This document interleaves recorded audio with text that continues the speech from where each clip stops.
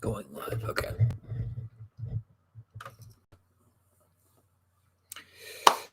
All right, we're all set. We've got everything in order here and in place. Still got a few things we do need to kind of go over before we continue and proceed, because I want to make this as painless as possible here, and I need to at least address the things that I do have in mind. But go ahead and bring this up, because what I am going to do, I do need that up before I do anything, so we'll try that. So that way I can read from my description to you guys in the stream. That way we don't have any issues. We don't have any arguments here. We don't have people going at each other's throats. I'm going at this as an independent viewer, but in just one moment, let me get everything set up and then we will get rolling. Okay.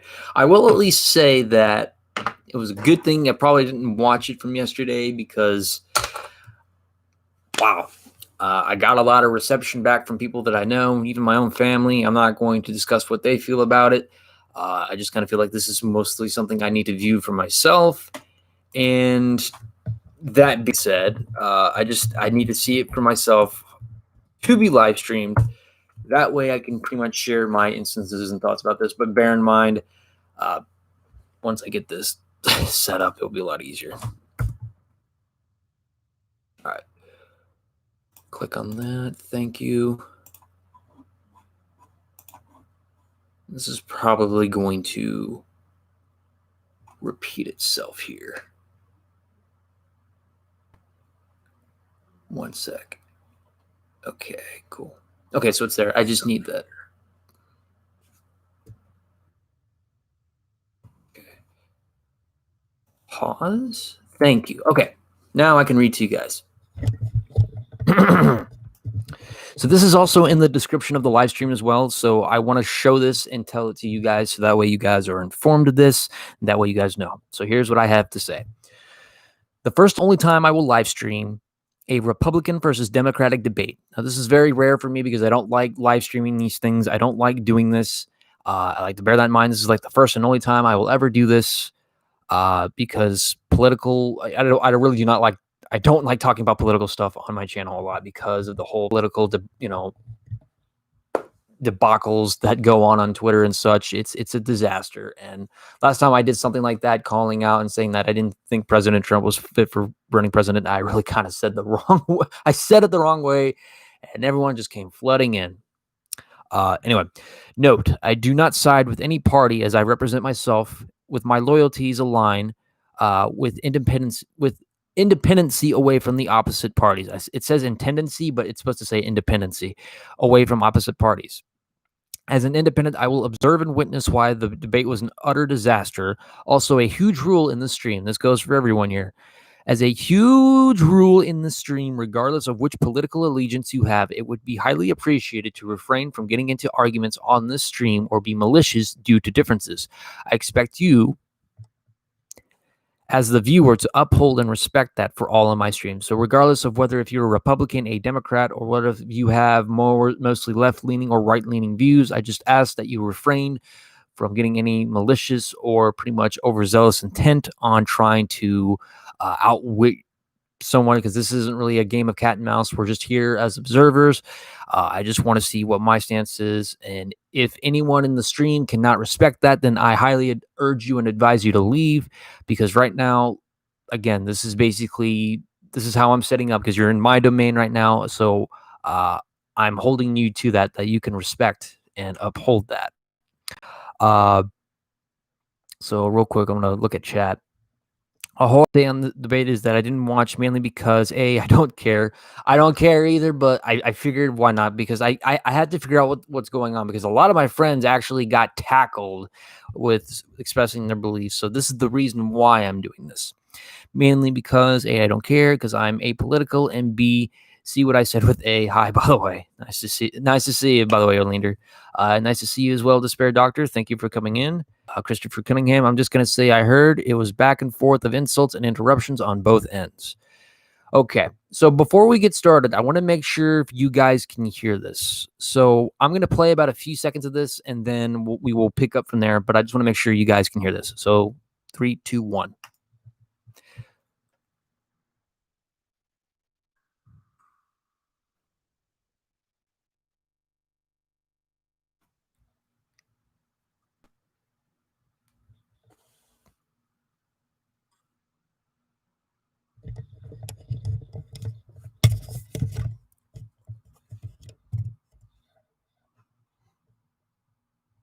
There's no talking right now, so okay, here we go. Here we go.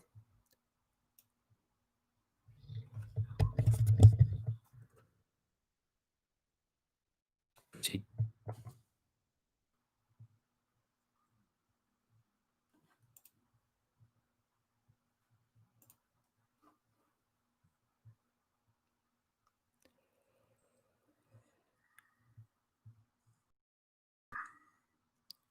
Anytime. Come on.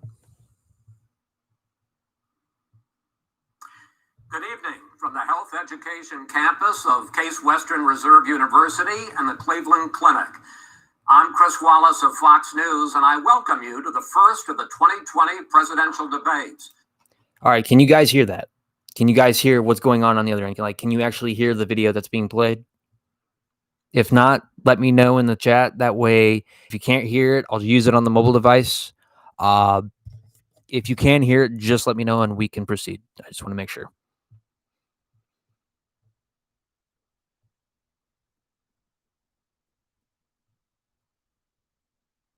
Oh, yeah. Don't forget.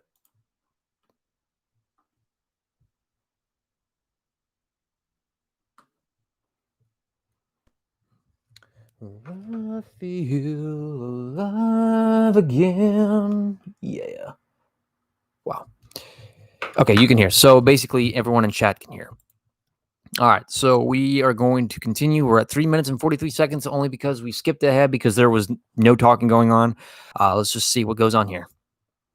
Between President Donald J. Trump and former Vice President Joe Biden. This debate is sponsored by the Commission on Presidential Debates. The commission has designed the format, 6 roughly 15-minute segments with 2-minute answers from each candidate to the first question, then open discussion for the rest of each segment.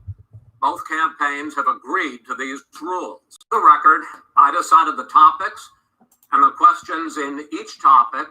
I can assure you, none of the questions has been shared with the commission or the two candidates. This debate is being conducted under health and safety protocols designed by the Cleveland Clinic, which is serving as the health security advisor to the commission for all 4 debates. As a precaution, both campaigns have agreed that candidates will not shake hands at the beginning of tonight's debate. The audience here in the hall has promised to remain silent. No cheers, no boos or other interruptions, so we, and more importantly you, can focus on what the candidates have to say. Oh, I mean, I'm not sure if that's really necessary. I mean, that's no offense to this guy, but like there was like interruptions from both candidates from what I heard. So, well, let's just see what we have in store. No noise except right now, as we welcome the Republican nominee, President Trump, and the Democratic nominee, Vice President Biden.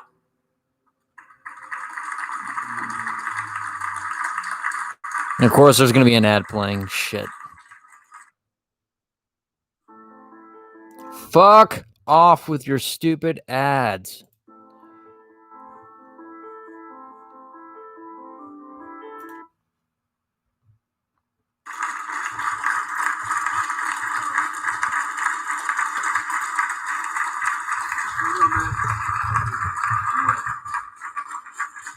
Oh, yeah, how are you? Yeah, how are you? Yeah. Insults later. Gentlemen, a lot of people have been waiting for this night, so let's get going. Our first subject is the Supreme Court. President Trump, you nominated Amy Coney Barrett over the weekend to succeed the late Ruth Bader Ginsburg on the court. You say the Constitution is clear about your obligation and the Senate's to consider a nominee to the court. Vice President Biden, you say that this is an effort by the president and Republicans to jam through an appointment and what you call an abuse hour. My first question to both of you tonight: why are you right in the argument you make and your opponent wrong? And where do you think Justice Barrett would take the court? President Trump, in this first segment, you go first. 2 minutes. Thank you very much, Chris. I will tell you very simply, we won the election. Elections have consequences. We have the Senate, we have the White House, and we have a phenomenal nominee, respected by all, top academic, good in every way. In fact, some of her... Is this going through clearly, you guys? That way you guys can hear it? That's one of the... This is a common theme I'm also running into when it comes to Trump. It's like, it's going to be good. It's fantastic. Everything's running good. It's like that's a common thing I'm running into with Trump. It's a headache. And don't think for a moment, just because I'm giving Trump shit, that Biden is any more innocent as it is, because fuck both of these guys, in my opinion. This is my own opinion that I'm telling you guys, and I'm not saying this to disrespect anyone who is Democratic or Republican, but in my own eyes, fuck both of these guys. But this is a common theme we are running into with not just the debate, but just with other interviews and with other things with Trump as well. It's going good. It's going good. It's going good. What? Shit has not been going good. Did it after the election itself. I have a lot of time after the election, as you know. So I think that first segment he was very vague. She's going to be as good as anybody that has served on that court. We really feel that. We have a professor at Notre Dame, highly respected by all, said she's the single greatest. But this is the Supreme Court, so. He's been a professor for a long time at a great school. And we won the election, and therefore we have the right to choose her. And very few people knowingly would say otherwise. And by the way, the Democrats, they wouldn't even think about not doing it. If they had, the only difference is they're trying to do it faster. There's no way they would give it up. They had Merrick Garland, but the problem is they didn't have the election, so they were stopped. And probably that would happen in reverse also. Definitely would happen in reverse. So we won the election, and we have the right to do it, Chris. President Trump, thank you. Same question to you, Vice President Biden. You have 2 minutes. First of all, thank you for doing this, and looking forward to this, Mr. President. The American people have a right. I can respect that, Orlando. That's good. You're good. Nominee is, and that say occurs when they vote for. Come on, let me pause this real quick, so that way. So that's a good understanding right there. So I mean, like, I may not like Trump, but I respect your stance on that. So like I said, I won't judge you for that. You're good. If you think he's a better part of that position, I can understand, and I can respect that. So showing the people the example that, you know, just because if people have differences doesn't mean that, you know, we have to have bad blood. So, but I truly respect your stance on that. Senators, and when they vote for the President of the United States. They're not going to get that chance now because we're in the middle of an election already. The election has already started. Tens of thousands of people have already voted. And so the thing that should happen is we should wait. We should wait and see what the outcome of this election is, because that's the only way the American people get to express their view. I like how these guys saying, hey, the people, you know, just the power of the people. You know, from what I've actually been hearing is that there was a lot of electoral votes. Well, not electoral votes, I'm sorry. There was a lot of votes that were made by the people that were found in damn dumpsters, from what I've been reading from stories about in articles. Now, whether some of these stories were accurate or whatnot, it kind of just goes to show that it kind of raises the suspicions that, do the votes even count at all, even if people do vote? I mean, if my vote gets casted in the damn garbage, this is just going to be like the same thing with those televangelists, like that Robert Tilton guy, whatever the hell his name was, when people's prayer requests were thrown in the dumpster after submitting it right in. So it just kind of makes you feel like, what's the damn point of voting in? How do I know this shit isn't rigged or whatnot? And that's not to speak as a conspiracy theorist, but like, I just don't really feel like it would matter in the long run anyway. I just kind of feel like we as the American people don't really matter in this sense between Democratic and Republicans. To us, we're pretty much just the colony that pretty much they use for their own empire. Stupid. It's by who they elect as president and who they elect as vice president. Now, what's at stake here is the president's made it clear he wants to get rid of. So that was proven invalid. Okay. On that, ran on that, and he has been governing on that. He's in the Supreme Court right now trying to get rid of the Affordable Care Act, which will strip 20 million people from having insurance, health insurance now, if it goes in the court. Now, this is the part I really actually have to really kick Biden in the ass for this one, because, and I'm only speaking on myself, and as much as I really don't like Trump, this is actually the one valid thing I can really give Trump for this on this regard. That's not really saying much, but I haven't been penalized for not having health insurance ever since the I think it was the Obamacare stuff. And it's, again, it's not giving any shit to Obama. You know, honestly, he wasn't really that bad of a president, in my opinion. And that doesn't mean I'm Democratic, because, you know, I could say the same thing about Bush to some regards. Bill Clinton and all these other ones combined. The thing about it is that I haven't been penalized for my health insurance because of when Donald Trump stepped in. Again, that's not to defend the dude, but that's the part where I really have to kick Biden in the ass for that one. I just don't really see that part happening. But that doesn't mean that I'm going to trust the Republican side by a damn inch, or the Democratic side, because one does something good and the other one does bad, and it goes the other way around, vice versa. So I really kind of feel like that's just a bit of a niche in the notch there. And the justice, and I have nothing, I'm not opposed. Actually, Orlando, you bring up a very valid point too. And like, I'm so sorry that I had to keep constantly pausing this, but Orlando actually brings up a good point. And this is where I really have to bring this up, because I see this a lot on Twitter. And this is no disrespect to some of the celebrities that I follow. Matthew Lillard, for example, he's one of the celebrities that I love following on Twitter and on Instagram. You know, to me, I feel like he's a down-to-earth dude. But I really do feel like him saying that, like, you have to vote, don't vote, you're an asshole. I feel like that's a very unneeded kind of thing to say, because it just kind of feels like no matter what I do as a person, I just don't feel like it matters in the long run. Yeah, you know, whatever it determines is that if someone gets voted in, is the person being voted into the White House. But I kind of feel I shouldn't really have to be pressured to doing something I don't really feel like I'm very comfortable doing. I mean, I've voted before, and yes, unfortunately, I voted for Trump. That doesn't mean I like the dude. I was just trying to vote a lesser of an evil.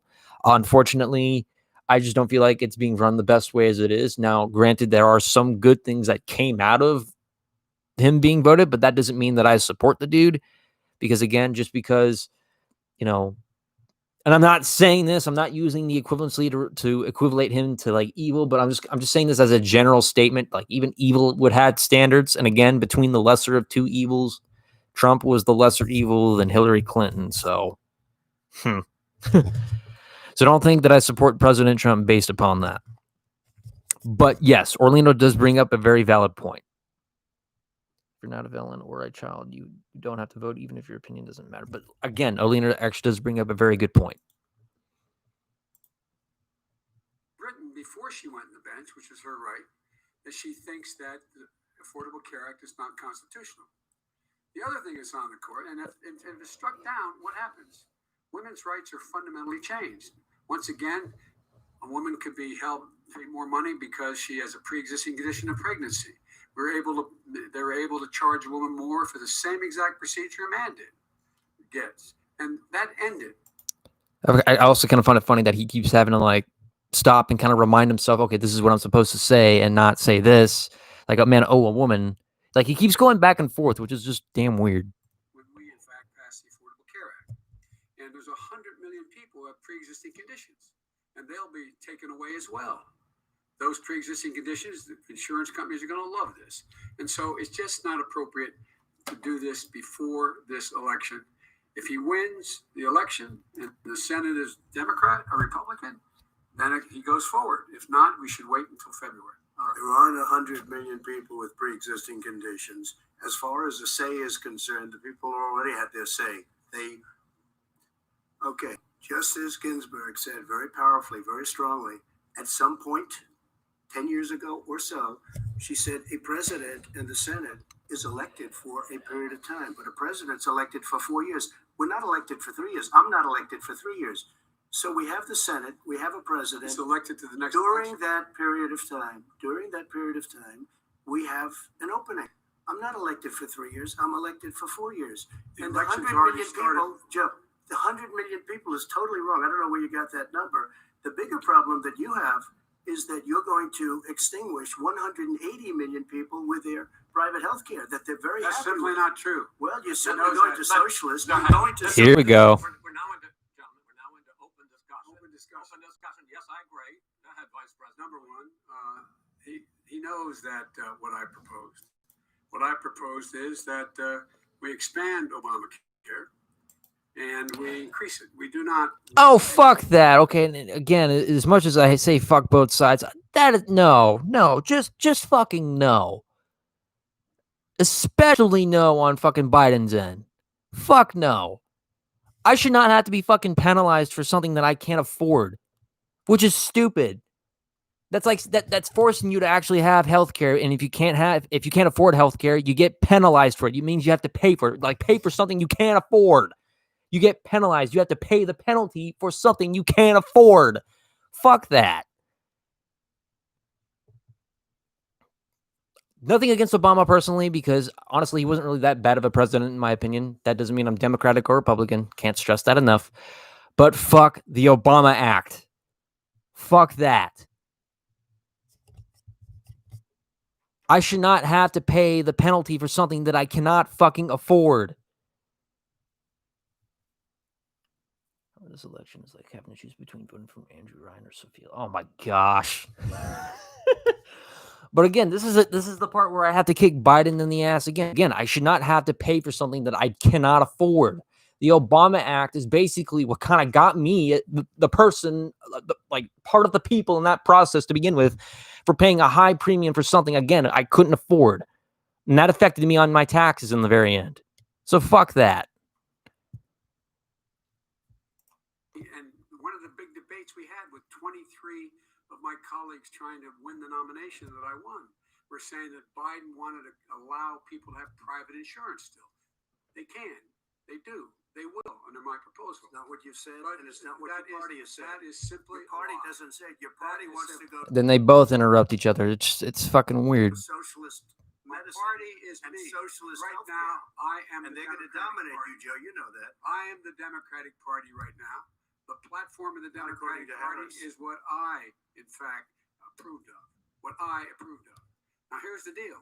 The deal is that it's going to wipe out pre-existing conditions. And by the way, the 200,000 people that have died on his watch. Thank you, Zombie. How many Appreciate of those have survived? Well, there's 7 million people that contracted COVID. What does it mean for them going forward if you strike down the Affordable Care Act? Joe, you've had 308,000 military people dying because you couldn't provide them proper health care in the military. Okay, look, as much as I really think Joe Biden is a fucking hemophilic pedophile creep and all that shit, like, again, and I think he doesn't deserve any of this shit. I really think that it's just stupid for these guys to keep interrupting each other and shit. Like, what? And also, why can't there be a third party? Why can't there be an independent party on that? Oh yeah, because you have to vote Republican or have to vote Democratic, otherwise the independency doesn't go through. Fuck that. That is so completely stupid. And as much as I really wanted Bernie Sanders to actually be the guy as an independent to go through, I did see that some of his ideologies didn't really kind of fit in well with how reality is. It's just, it looked good on paper, but again, it just doesn't look good to the reality that it is. But again, same thing with these two. This is why I think we actually need an independency to balance out things between Democrat and Republican, because this is lunacy. We got the president of the United States, Donald Trump, thinking that everything's okay. We got the solutions here. Yeah, everything's good. Everything's fine. Everything's A-okay. No, it's not. The guy who promised to find a cure for COVID and somehow he backed out on his promise on that one. Then we got this creep right over here that wants to actually make it mandatory for the Obama Act to be brought back, where you have to pay a penalty that if you can't afford it, you end up having to pay out of pocket even more. Fuck those guys in the long run. So don't tell me I'm about happy this. to talk about. And if you were here, Look, it here's would be the deal. 200. It would be 2 million people because you wanted to ban China, which was heavily infected. Oh, China. You wanted to ban All right, gentlemen, which was heavily Mr. President, You would have been Mr. much President, later, Joe. Mr. Much President, later. Mr. You're President, talking about 2 million people. You're not going to President, as a moderator, we are going to talk about COVID in the next segment, but go ahead. Let me finish. The point is that the president also is opposed to Roe v. Wade. That's on the ballot as well in the court. Can someone bring me up to speed on what Roe v. Wade is? That's something I don't know. The election is all. You don't know it's on the ballot. Why is it on the ballot? Because Why is it on the ballot? Quit fucking interrupting each other. Just fucking have one speak, then the other speak. Happening there. Donald, And you don't know her view on Roe v. Wade. I don't know her view. Well, all right. Let's talk about Abortion. Oh. We got a lot to unpack. Okay, let me A lot of time, so being that okay, so this is where I also have to like kick Donald Trump in the ass for this, because him representing the Republican side on this. Let me make the stance clear on abortion. And I made this pretty clear when I had to tear into Dustin Nunn about this. A woman has a right to her body. This is not for any right of any person, any man, or even any woman for that fact. No matter who you are, no one has that right to tell a woman what she can and cannot do with her body. And that kind of goes into the scenarios if she got raped by somebody. She should not have to bear the child if she was raped by her assailant or by the person that pretty much violated her in the long run. I really think that Republicans in that part, as a balanced individual, as an independent, that the Republicans should not really push forward that agenda that a woman has to bear a child even after the fact of her being raped. I'm only using that as an example because, again, because on the Republican side, you have the Democrat. And again, I'm not siding with Biden. I'm actually showing a little bit of balanced views again. But again, abortion and we're not even talking about abortion of a live baby. We're talking about like a baby that doesn't even have a conscience yet. Okay. If it doesn't have a conscience, then that's safe to say and safe to do. So that being said, I really just don't feel like, in political stances that we should be forcing that upon the women that have been violated, and they should actually have that chance to come to their own decision, to their own power to have that abortion. So that way they don't have to bear that and sort of thing. And again, it brings me back to the scenario. If that woman actually bears that child, she is forced to bear after, if there's like an abortion act, which prevents the woman from having an abortion, and she ends up dying from childbirth. Who do you think that's going to affect? I mean, who do you think? What do you think that's going to be a bad reflection on? The Republican side on that one. So it's like the one good thing that the Democrats actually have right. Just continuing. Is Roe versus... Okay. Cool. I think the way that he said, it sounded like he said Roe v. Wade. It was like, what's Roe v. Wade? But Roe versus Wade. Sorry. healthcare, and then we'll come back to Roe v. Wade. All right, Mr. President, the Supreme Roe Court versus will Wade. hear a case a week after the election in which the Trump administration, along with 18 state attorneys general, are seeking to overturn Obamacare, to end Obamacare. You have spent the last... Because they want to... The one good thing I'm actually on the Republican side for, like my Republican side and Democrat side. So the Democrat side being that I'm actually on the side of people, if they need to have an abortion after being raped. But on the Republican side, I'm against the fact of having to pay for something I can't afford. So you can kind of see where that kind of balances out. If I may ask, Think of it like the Force. Over the last 4 years, you have promised to repeal and replace Obamacare, but you have never in these 4 years come up with a plan, a comprehensive... That is correct. I will say, however, I'm not paying a penalty for healthcare that I can't afford. I don't have healthcare, but yet I'm not being penalized for it, and it's on my tax record. So I can give that somewhat of a slip, but I can also kind of agree there needs to be a plan for that. So I think that's what kind of like loses the credibility on his side for that one too. Obamacare. Well, I'll get rid of the individual mandate. I'm going to give you an opportunity. I got rid of the individual mandate, which was a big chunk of comprehensive plan. That is absolutely... Dude, why don't you just shut the fuck up and just let the fucking moderator do his damn job? You mean, you may be the president, but you don't need to have such an egotistical, narcissistic altitude on things, you fucking orange Oopa Loopa turd prick. Absolutely a big thing. That was the worst part of Obamacare. Chris, that was the worst part of Obamacare. Let me ask my... Well, I'll ask Joe. The individual mandate was the most unpopular aspect. I'd like you, Mr. President, I'm the moderator of this debate, and I would like you to let me ask my Thank you for the moderator. Like, the moderator is the only person in this damn debate trying to, like, establish law and order in this motherfucking bitch. question, and then you can answer. You, in the course of these 4 years, have never come up with a comprehensive plan to replace Obamacare, and just this last Thursday, you signed a largely symbolic executive order to protect people with pre-existing conditions 5 days before this debate. So my question, sir, is what is the Trump healthcare plan? Well, first of all, I guess I'm debating you, not him, but that's okay. I'm not surprised. Let me just tell you What a fucking condescending thing for this orange fucking turd to say. The moderator is supposed to make sure that everything is balanced and well out. And as much as I think Joe Biden's a fucking creep asshole who doesn't really deserve to be on the Democratic platform as it is to begin with, you, Donald Trump, as an orange fucking presidential Loompa Loompa turd right there, are really just much more of a condescending fat ass prick. And that's no disrespect to anyone that's a Republican in here. I'm only speaking my views about this, but what a fucking condescending cocksucking asshole. Really. You're going to be so disrespectful for a moderator to just do his job and make sure that there's a preservational order between a debate.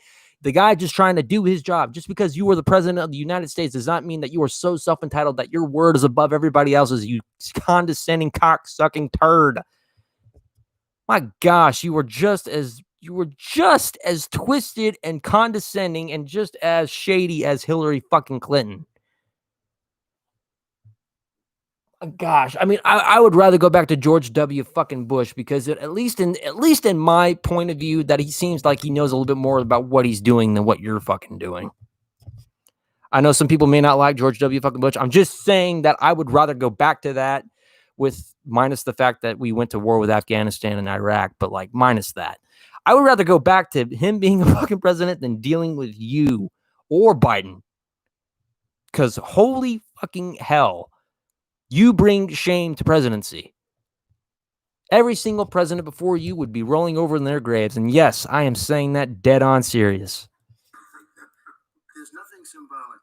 I'm cutting drug prices. I'm going with favored nations, which no president has the courage to do because you're going against big pharma. Drug prices will be coming down 80 or 90%. You could have done it during your 47-year period in government, but you... Palpatine. Hey, if you're Democratic, that's fine. Like I said, I'm not judging you. If you're Democratic or Republican, that's fine. I'm not going to judge you on that. That's not for me to be judgmental. So, again, just as long as we all adhere to the rules and just respect people's views on that, then we're good. Which means I'm not going to judge you for it. We good.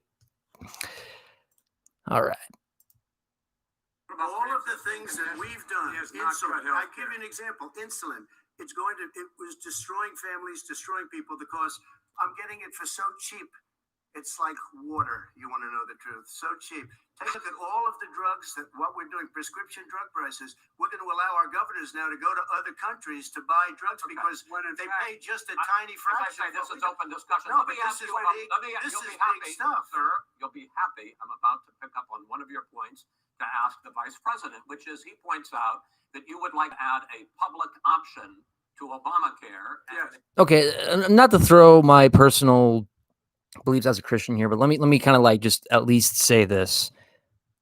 Trump has like too much fucking pride in him. That's like the deadliest sin of all.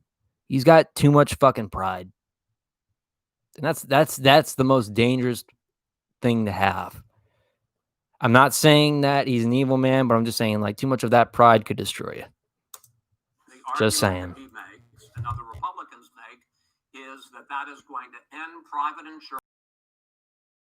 The question, it will end. What your party says, by the way. It will end private insurance and create a government takeover. Okay. It does not. It's only for those people who are poor. They qualify for Medicaid.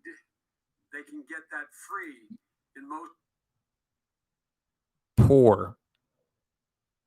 That's okay. So now this is where I also have to go back and kick the Democratic side. I'm talking about Joe Biden here. Again, to refresh again, Medicaid for poor people that, I mean, technically the amount of pay that I'm getting is pretty much poverty level. Medicaid, if I can't afford it, or if I'm not on some sort of medical plan, again, I get penalized for it again. So it's not to bring up the fact again, but again, if I have to pay for something I can't afford, then I'm not exactly being able to afford for other things. States except governors who want to deny people who are poor Medicaid. Anyone who qualifies for Medicare would, Medicaid would automatically be enrolled in the public option. The vast majority of the American people would still not be in that option. Number one. Joe, you Number agree two. with Bernie Number- Sanders, who's I- far left, on the manifesto, we do, call it. with And that manifesto. gives you socialized medicine. Look, hey, I'm saying not you going to didn't listen to him. The fact of the matter is, I beat Bernie Sanders. Not by much. I beat him a whole hell of a lot. I mean, Between these two, I'd rather go with fucking Bernie Sanders at this point. I'm here standing facing you. Pocahontas would have left 2 days early. You would have lost every All primary. he knows how to on do is Super Tuesday. You got look. very Here's lucky. the deal. I got very lucky. I'm going to get very lucky tonight as well. And tonight I'm going to make What? sure because here's the deal. Here's the deal. Yeah, I haven't been penalized either. So far is simply a lie. I'm not here to call out his lies. Everybody knows he's a liar. But you I just agree. want to make. You're the I want to make You sure. graduated last in your class, I- not first in I I want to make Mr. sure. President, can you let him finish, sir? He doesn't know how to do that. He has, You'd you be know, surprised. You picked be surprised. the wrong guy, the wrong night at the wrong time. Listen, you agreed with Here's the Bernie deal. Sanders to the The manifesto. whole idea. Let him- There is no manifesto. Number Please let one. him speak, Mr. Number two. You just lost the left. Number two. You just lost the left. You agreed with Bernie Sanders on a plan. Folks, Absolutely folks, agreed to. Okay, I'm just gonna say, if Trump is gonna be like this every single fucking like presidential debate or just a debate in general, I would just say, how about this? How about you actually, you say your stuff, you say everything that you need to say here, have the other person say everything, like just in different rooms, and then have that open discussion. That way, nobody's interrupting anyone in any of these certain things. That way, if anything goes wrong right there, you pretty much can just say, hey, you know what? Fuck it. You guys said what you guys said right there. Let's just let the people be the judge. Instead, no, we got this shit. But I can't even blame the moderator. The moderator's trying his best to try to keep everything in order here. But these two damn turds can't even be decent about it. I have an idea what this Socialized, clown's they doing. call it Mr. President, socialized medicine. Mr. Well, I'll President, tell you what, he is not for any help for people needing health care because he in fact That is actually where, I mean, as much as I don't trust him, I do actually have to disagree strongly with Biden on that one.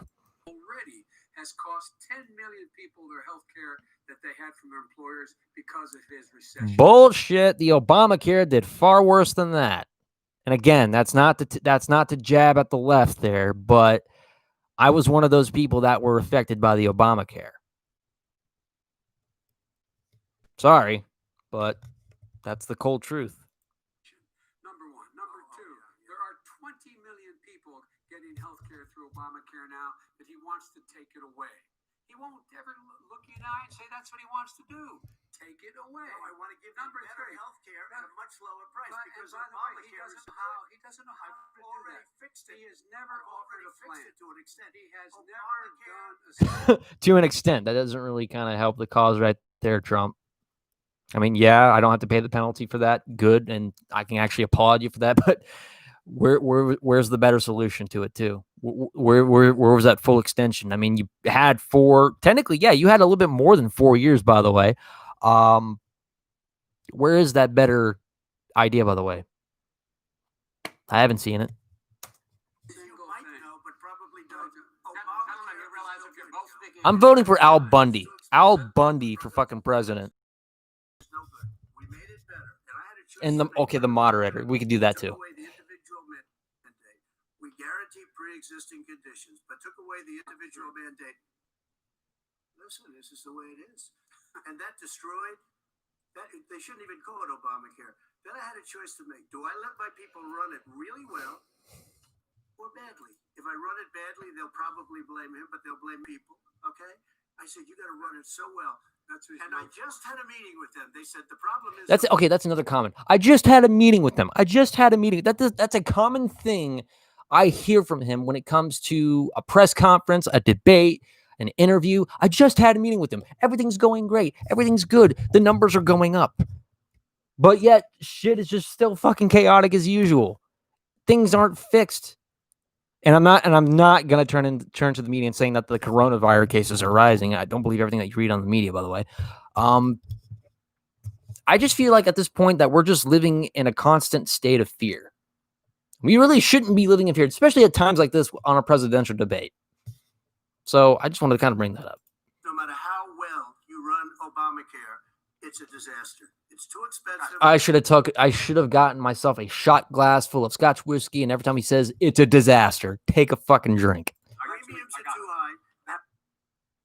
John Gilbert, I don't have so much problem. We do want to get rid of it. Chris, we want to get rid of it. I understand it, sir, but I have to give you roughly equal time. Please let the vice president talk. Good. He has no plan for health care. Of course we do. He sends out wishful thinking. He has executive orders that have no power. He hasn't lowered drug costs for anybody. He's been promising a health care plan since he got elected. He has none, like almost everything else he talks about. He does not have a plan. He doesn't have a plan. Says the guy suffering from a lot of dementia. You can't even make up the exact words that he's saying out of his mouth. Fuckity fuck. Look at these fuckers go. The fact is, this man doesn't know what he's talking about. I just pointed that out to you, Biden. I mean, yeah, he doesn't know what he's talking about either, but like, damn, you're pretty much the golden poster boy for that one because you suffered from so much dementia. All right, I have one final question for you, Sure. Mr. Vice President. He's running too early on his promise on that. The Supreme Court here. If Senate Republicans go ahead and confirm Justice Barrett, there has been talk about ending the filibuster or even packing the court, adding to the 9 justices there. You call this a distraction by the president, but in fact, it wasn't brought up by the president. It was brought up by some of your Democratic colleagues in the Congress. So my question to you is, you have refused in the past to talk about it. Are you willing to tell the American people tonight whether or not you will support either ending the filibuster or packing the court? Whatever position I take in that, that'll become the issue. The issue is the American people should speak. You should go out and vote. You're in voting now. Vote and let your senators know how strongly you feel. No, fuck you. Let me pause. This is what I think about both of you, Trump and Biden. This is what I think about you. You know why? Because it just makes me feel like no matter what we do in the long run, it just doesn't matter. And again, I'm not trying to put people in a very depressive or a hopeless state, and not to throw my personal beliefs out there as well, because, I follow, a Christian lifestyle, and it says that I have to respect the chain of command on that. But I would go with Johnny Depp. I would go with Johnny Depp on top of everything, as opposed to these fucking pricks. But I respect the fact that if someone's in the chain of command, I got to respect that. However, though, I don't have to respect the person in that.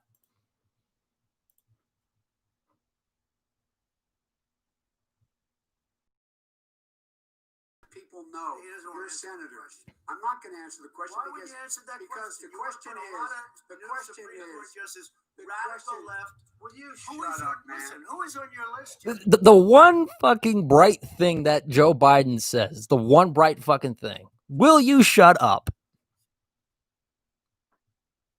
Congrats. You actually said one bright thing. One. Golf clap.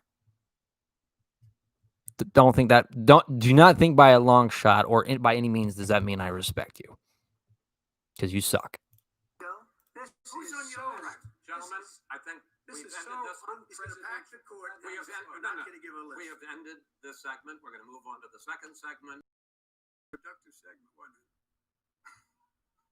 Keep yapping, man. The people understand you. 47 years you've done nothing. They understand. All right. The second subject is COVID-19, which is an awfully Okay, this is the part where I'm probably going to get pissed here. serious subject. So let's try to be serious about it. We have had more than 7 million cases of coronavirus in the United States, and more than 200,000 people have died. Even after we produce a vaccine, experts say that it could be months or even years before we come back to anything approaching normal. My question for both of you is, based on what you have said and done so far and what you have said you would do starting in 2021, American people trust you more than your opponent to deal with this public health crisis going forward? In this case, I would rather trust the Sith Lord Palpatine of the Imperial Empire or the Galactic Empire than these two damn dimwits. Oh, boy. the question goes to you first, sir. 2 minutes uninterrupted. Good luck. 200,000 dead. As you said, over 7 million infected in the United States. We, in fact, have 5%, 4% of the world's population, 20% of the deaths. 40,000 people a day are contracting COVID. In addition to that, about between 750 and 1,000 people a day are dying. When he was presented with that number, he said, it is what it is. Well, it is what it is because you are who you are. That's why it is. The president has no plan. He hasn't laid out anything. He knew all the way back in February how serious this crisis was. He knew it was a deadly disease. What did he do? He's on tape as acknowledging he knew it. He said he didn't tell us or give people a warning of it because he didn't want to panic the American people. You don't panic. He panicked. In addition to that, what did he do? He went in and we were insisting that the Chinese, the people we had on the ground in China should be able to go to Wuhan and determine for themselves how dangerous this was. He did not even ask Xi to do that. He told us what a great job Xi was doing. He said we owe him a debt of gratitude for being so transparent. Nothing. He waited and waited and waited. He still doesn't have a plan. I laid out back in March exactly what we should be doing. And I laid out again in July what we should be doing. We should be providing all the protective gear possible. We should be providing the money the House has passed in order to be able to go out and get people the help they need to keep their businesses open schools that cost a lot of money. You should get out of your bunker and get out of the sand trap and get in your golf course and go in the Oval Office and bring together the Democrats and Republicans and fund what needs to be done now to save lives. So, okay, but the problem with that is that, and this goes for Republicans too, is that you blame one side for a problem and you fault them for that. And it's the same thing with the other side as well. So Republicans saying, oh, it's the Democrats doing this. And the Democrats saying, no, it's the Republicans doing this. And it's the problem. You can't unite together when you keep saying as a whole that these people keep doing this. They don't find the solutions. They just try to filibust and they just try to march around the problem or try to beat the problem around like a dead fucking bush. You can't unite when you're always acting so, I wouldn't say the word segregated, but I'd say divided at that point. And that's just not how it works. Now, as much as I really think that President Trump on that point is just, he doesn't really lay good on his promises because it just says everything's good. We owe a debt of gratitude. Now, I'm not going to lie to you guys here. I don't know the entire fundamental basis on this subject. I just know by what some of the things that I've seen on interviews saying that, okay, we're supposed to have a vaccine before December, from what I know, for number one, and that the numbers, what pretty much President Trump said, that the numbers were actually great when we actually had 200,000 deaths. Now, this doesn't make Joe Biden's argument any better because there is another part of this argument that I'm going to be throwing back at Biden here in just a moment. So you'll see what I mean. If we would have listened to you, You have 2 minutes, sir. if we would have listened A divided to you, house cannot stand. the country Damn would have straight. been left wide open. Millions of people. Person is too much. It's China's fault. It should have Yeah, the numbers are great. Yeah, so are people just numbers to you? Fuck you, you orange turd. never happened. They stopped it from going in, but it was China's fault. And by the way, when you talk about numbers, you don't know how many people died in China. You don't know how many people died in Russia. You don't know how many people died in India. They don't exactly give you a straight count, just so you understand. But if you look at what we've done, I closed it, and you said he's xenophobic. He's a racist, and he's xenophobic because you didn't think I should have closed our country. Wait a minute. Just 2 minutes. You didn't think we And then should have Biden closed our interrupts country because he's a because fucking you thought idiot. It was terrible. You wouldn't have closed it for another 2 months. By my doing it early, in fact, Dr. Fauci said President Trump saved thousands of lives. Many of you Democrat governors said President Trump did a phenomenal job. We worked with the governor. Oh, really? Go take a look. The governors said I did a phenomenal job. Most of them said that. Again, what did I say about pride? Boasting. These are deadly fucking things you should never really do. Sometimes the best thing, even as a president, is to sometimes be humble. Don't treat people like they're fucking numbers. And again, that doesn't make Biden any better because, again, there is an argument I'm going to throw back at him. It's also concerning the COVID, well, not COVID, I'd say the stimulus check. That's basically what I'm going to throw back at Biden here real quick because we were supposed to technically get you know what, fuck it, I'm just going to say it because this is against Biden on this area.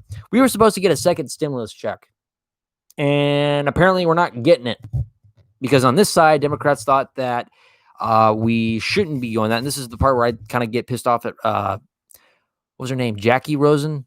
Is that her name on that side? But still, you being the representative on the Democratic side, it pretty much goes with you too. So I'm pissed off with you guys for that one.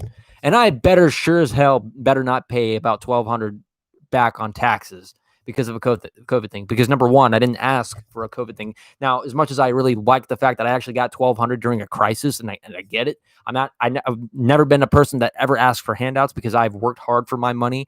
I've actually held my job down for over 8 fucking years. And that was my first job, by the way. And I'm still working that job. I never asked for $1,200. This is basically me arguing against the Democrat side for Joe Biden. I have worked hard for 8 fucking years for my job, and I got $1,200 for a stimulus check, something I didn't even ask for. I was qualified for it. Now, this is where I can also bite Trump back on the ass on this one. Because if I end up having to pay $1,200 or $1,200 to the IRS because I received that $1,200, then yeah, I'm going to have a fucking problem with the Republican side too. I should not be fined for something I never asked for, something that I never really expected because I didn't think I was qualified for it. So if I get taxed for that, I'm going to be pissed at his side. I'm also going to be pissed at your side, Biden, for the fact that we got pretty much, I wouldn't say penalized, but for something that we were supposed to receive in times of crisis that could actually help us out, especially at the times that our economic area is not going as well as it should be. And for you to deny us that actual opportunity to keep things afloat, to help pay rent, to help pay for our transportation, to help pay for our cars, to help pay for our health care or whatnot, or to help actually pay for an operation, and for you to take that away from us is outright outlandish and fucking garbage. And it doesn't matter if Trump says we get $1,200. If I find out at the very end of the day or at the end of the year, if I have to pay up $1,200 in taxes because of the fact I got a COVID check, I'm gonna rip his fucking ass open too. So don't think that you're actually in the fucking right here, or he's in the fucking right, because you're both fucking wrong in the end.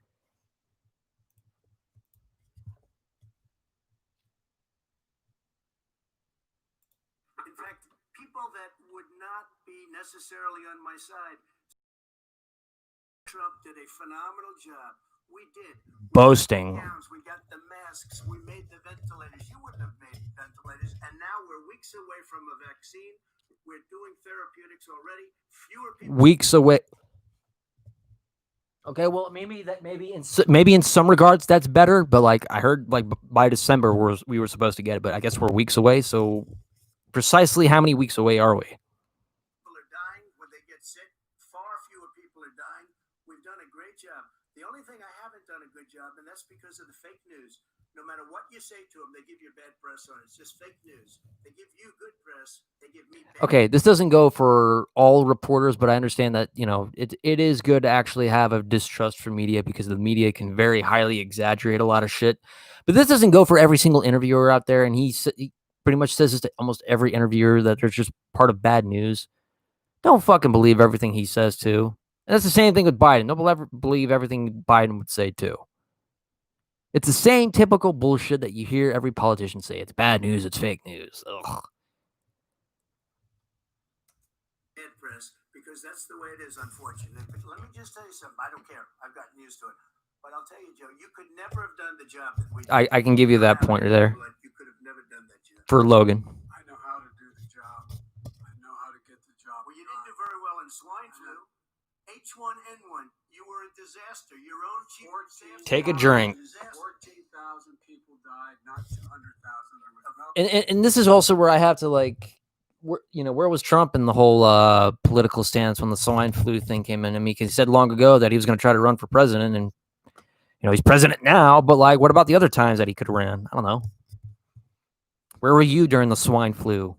You're probably playing golf. Fuck. Economic recession. Sir, you made a There was no recession. You made a point, but an answer. And there was we didn't shut down the economy. This is his economy he shut down.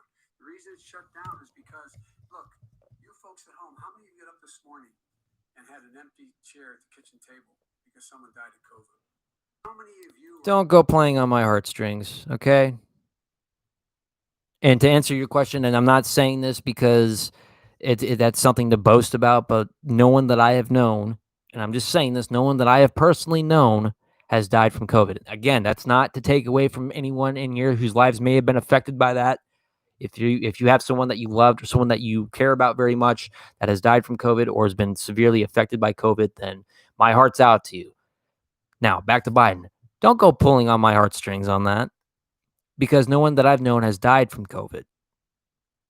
So, I mean, I know I'm just one individual, but you're not gonna win me over either way here, because for one, you're a fucking pedophile creep.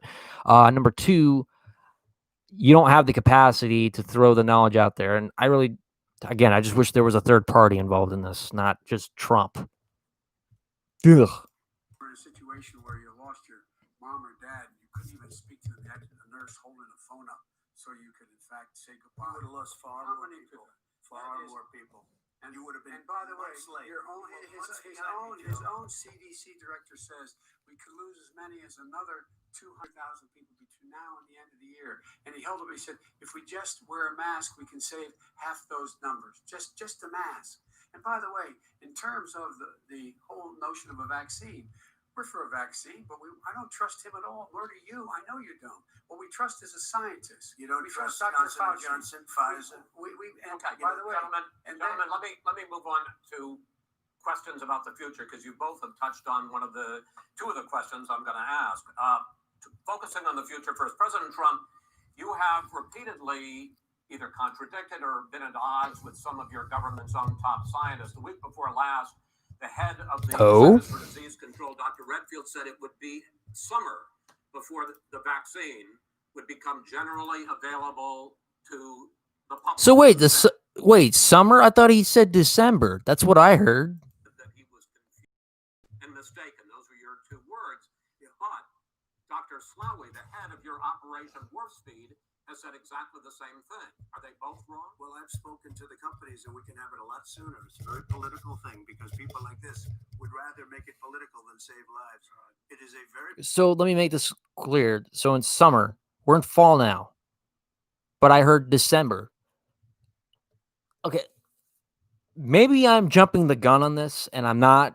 I don't want to give this the false equivalency to anything here, but we went from summer to December to now in a few weeks. What are we sticking with here? Either way, we were promised a vaccine by the end of the year, December.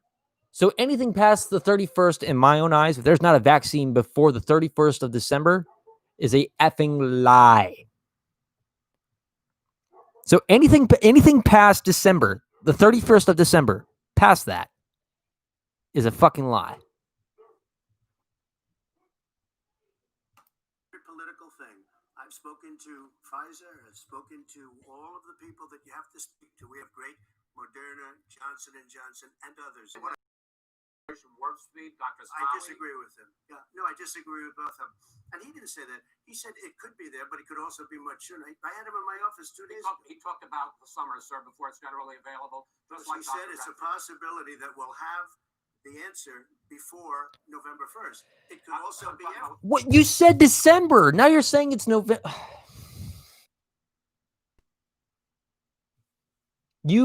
I distinctly remember him saying December, and now he's saying it's November, and now he's saying that there's supposed to be a vaccine within a few weeks. Or how about you say in about 1 or 2 months? Because we're now in October, we're basically in the fall now. We're not in summer, we're not in spring anymore. And if this is actually true, saying that we were supposed to have what COVID was supposed to go away in Easter.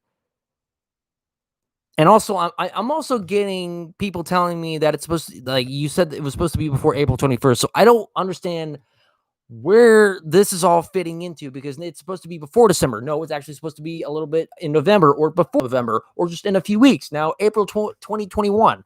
Now, again, I'm not going to take everything like that at face value, because the only thing I really heard from Donald Trump on the one part was that it was before December. Anything else before that, I don't know. I really can't take that at face value. But for the fact that he just said, or from what I've also heard, it was before summer, and now it's supposed to be in November or just in a few weeks, just has me mind fucked. Which means he can't go gun on his promises. Like, are you suffering the same fucking dementia as Joe Biden here? Damn. It's generally available. Well, we're going to deliver it right away. We have the military all set up logistically. They're all set up. We have our military that delivers soldiers, and they can do 200,000 a day. They're going to be This delivering. is the same man. It's who all told set you up. By Easter, this would be gone away. By the warm weather, it'd be gone. Miraculous, like a miracle. And by the way, maybe you could inject some. Okay, and if someone can provide me a link where he actually says it by Easter, please do it. I will give you permission to link that in my chat. If you can do that, if you can provide that for me, that would be very much appreciated, so I can actually do the research on that while I'm also searching this up, please. That would be highly appreciated. I can actually stop it and then watch it real quick and see where that goes. If you can give me the timing for that and like give me the source of that, that way I can also make a very much clearer decision or a clear view. This is the same man. Sarcastic. That was said sarcastic. And so here's the deal. This man is talking about a vaccine.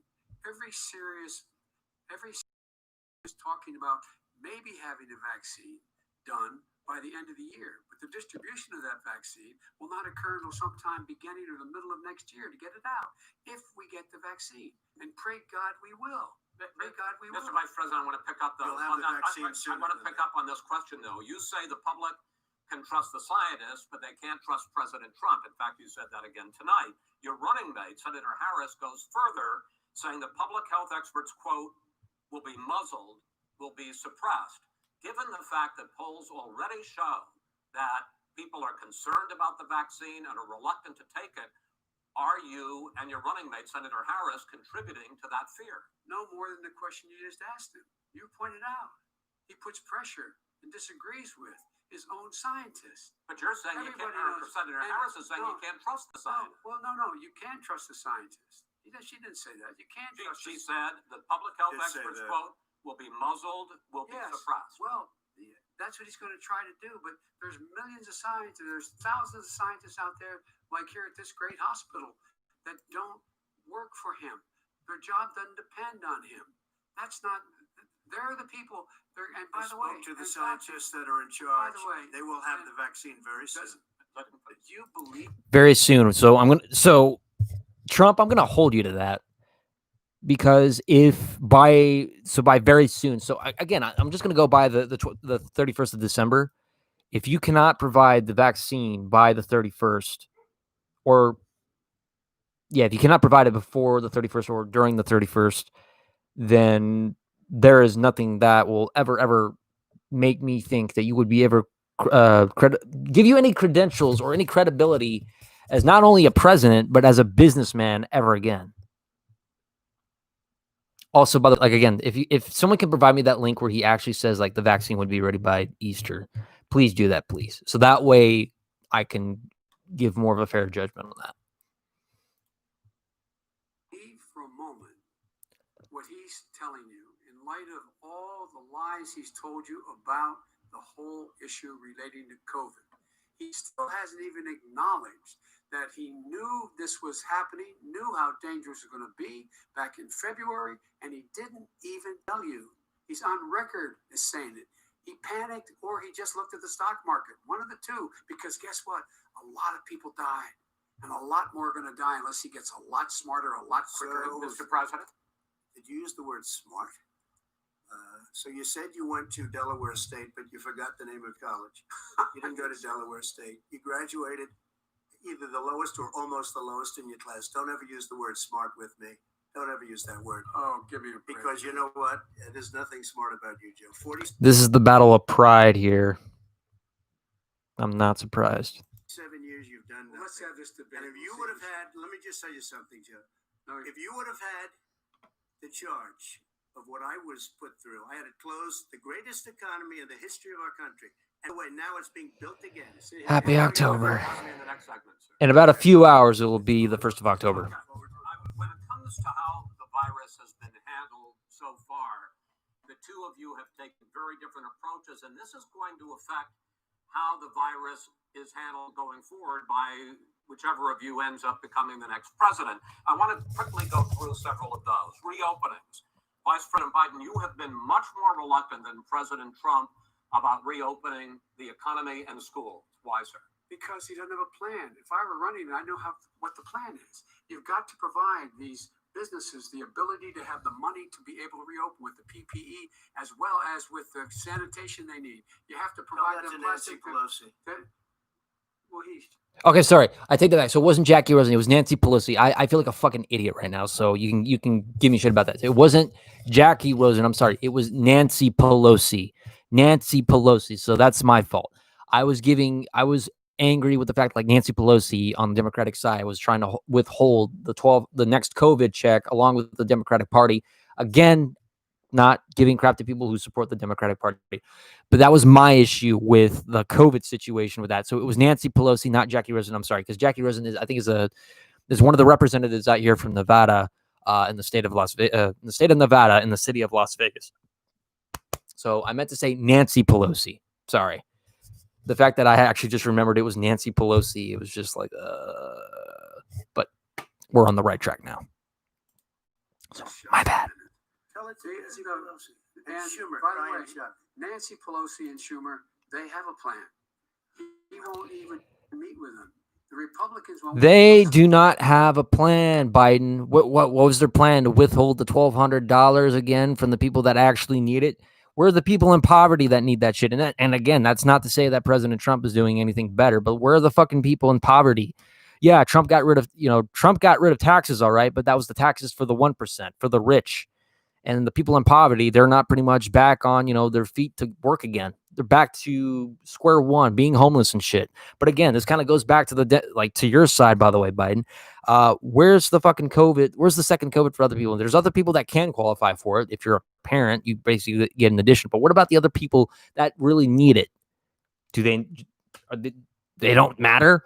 Why are we withholding it? Because you're not making enough money for your side, even though you basically are with the 1% as well, too? Sheesh, you're just as wicked as the rest of them. Senate. He sits on his golf course, and I mean, literally, think about it. You probably play more than I do, Joe. What about this question of reopenings and the fact? Well, he wants to shut down this country, and I want to keep it open. And we did a great thing by shutting it down. Wait a minute, Joe. Let me shut you down for a second, Joe, just for 1 second. He wants to shut down. Hold on, Weezy. We just went through it. We had to because we didn't know anything about the disease. Now we found that elderly people with heart problems and diabetes and different problems are very, very vulnerable. We learned a lot. Young children aren't. Even younger people aren't. We've learned a lot. But he wants to shut it down. More people will be hurt by continuing. Pennsylvania, if you look. Becoming Iron Man reference, I'm not a number, I'm a free man. Not a prisoner. Look at certain states that have been shut down. They have Democrat governors all. One of the reasons they're shut down is because they want to keep it shut down until after the election. All right, on November 3rd. I want to move on to another Because subject. it's a I want to move political- on to another I've subject. But those states are not doing well that are shut down right now. President shut Trump, down the you whole have country. begun to increasingly question the effectiveness of masks as a disease preventer. And in fact, recently you have cited the issue of waiters touching their masks and touching plates. Are you questioning No, I think the masks efficacy are of okay. You have to understand, if you look, I mean, I have a mask right here. I put a mask on it, when I think I need it. Tonight, as an example, everybody's had a test and you've had social distancing and all of the things that you have to, but I Just wear like your masks rally. when needed. When needed, I wear masks. Okay, let me ask. I don't wear masks like him. Every time you see him, he's got a mask. He could be speaking 200 feet away from me, and he shows up with the biggest mask I've ever seen. I will say Vice President Biden, go ahead, sir. Look, the way to open businesses is give them the wherewithal to be able to open. We provided money And I was asking you, sir, about masks. Well, masks make a big difference. His own head of the CDC said if we just wore masks between now, everybody wore masks in social distance between now and January, we'd probably save up to 100,000 lives. It matters. And they've also said the opposite. They've also said no serious person said the opposite. Serious. Dr. Fauci said the opposite. I want to ask you, we got said a very strongly, minute left in this masks segment. are not good. Then he changed his mind. He said masks are good. I'm okay with masks. I want to ask you both about one last subject, because your different approaches has even affected the way that you have campaigned. President Trump, you're holding large rallies with crowds packed together, thousands of people. Outside, yes, sir, agreed. Vice President Biden, you are holding much smaller events with Nobody will show up. people with What's true? Nobody shows up to his rally. All right. In any case, why you holding That's the big rallies? narcissism Why and you egotism not? right there. You go first, sir. Because people want to hear what I have to say. I mean, what are you Affected now? more in What are you now? Nicole's childhood. I don't. people show up at airports. We use airports. Are you not worried about we the have a disease lot of issues, people. sir? Well, so far we have had no problem whatsoever. It's outside. That's a big difference according to the experts. And we do them outside. We have tremendous crowds, as you see. I mean, and literally on 24 hours notice. And Joe does the circles and has 3 people someplace. Okay. By the way, did you see Yes, sir. one of the last big rallies he had? And a reporter came up to him to ask him a question. He said, no, stand back. Put on your mask. Put on a mask. Have you been tested? I'm way far away from those other people. That's what he said. I can't. I'm going to be okay. He's not worried about you. He's not worried about the people out there breathing on one another. We've had no negative cheek to effect. jowl. No negative effect. We've had no negative effect. And we've had 35, 40,000 All right. people You wanna- at these rallies. Just Yes. quickly finish up, because I want to move on to our next. Yes, I would. He's been. And as much as I could say that President Trump is just trying to, again, do the social distancing and all that other crap, it still doesn't help the fact that he's also argued that it just kind of feels like we as the people are just numbers. Okay? So it really doesn't help the fact that, you know, when he says like, oh, stay away from me, and I'm just trying to look after myself, that's one thing. But when you actually kind of put up to the fact that, oh, the numbers are actually better than what we anticipated. You're not treating people as people, you're just treating them as their numbers. Just some sort of mathematical reduction rather than, you know, wow, a lot of, you know, we actually had a number of people that have died. You know, fortunately, not a whole lot of people have. But he just treats it like it's some sort of mathematical reduction. And yet that's the sort of argumentation that these 2 fucking nimrods want to go with. Been totally irresponsible the way in which he has handled the social distancing and people wearing masks, basically encourage them not to. All right. Ben, he's a fool on this. Can we move on to the economy? Yes. The economy is. This is the part where I'm probably going to feel like a dumbass or an ignorant son of a bitch, because in some regards, I kind of feel like the economy in some ways is very negatively affected in a way, but I'm not going to have the entire insights to this. So I am going to need your help a little bit on this to have a better fair judgment. I think it's fair to say recovering faster than expected from the shutdown. In the second quarter, the unemployment rate fell to 8.4% last month. The Federal Reserve says the hit to growth, which is going to be there, is not going to be nearly as big as they had expected. President Trump, you say we are in a V-shaped recovery. Vice President Biden, you say it's more of a K-shape. What difference does that mean to the American people in terms of the economy? President Trump, in this segment, you go first. So we built the greatest in history. We closed it down because of the China plague. When the plague came in, we closed it down, which was very hard psychologically to do. He didn't think we should close it down, and he was wrong. And again, 2 million people would be dead now instead of still 204,000 people is too much. 1 person is too much. Should have never happened from China. But what happened is we closed it down. Take a shot for China, by the way, too. And we're doing record business. We had 10.4 million people in a 4-month period that we've put back into the workforce. That's a record the likes of which nobody's ever seen before. And he wants to close down he will shut it down again. He will destroy this country. You know, a lot of people between drugs and alcohol. Trump, this country is being destroyed right now because of riots and shit going on. I know it's kind of irrelevant to what we're kind of going on with, but Have you seen the fucking riots that have been going on? Have you seen some of the shit that's been going on too? The divide between people because, and again, I don't care whether you're a Trump supporter, and whatnot, but fuckity hell. This country has been going to shit. I mean, it's been going to shit before, but it's gone way to shit since you actually came in.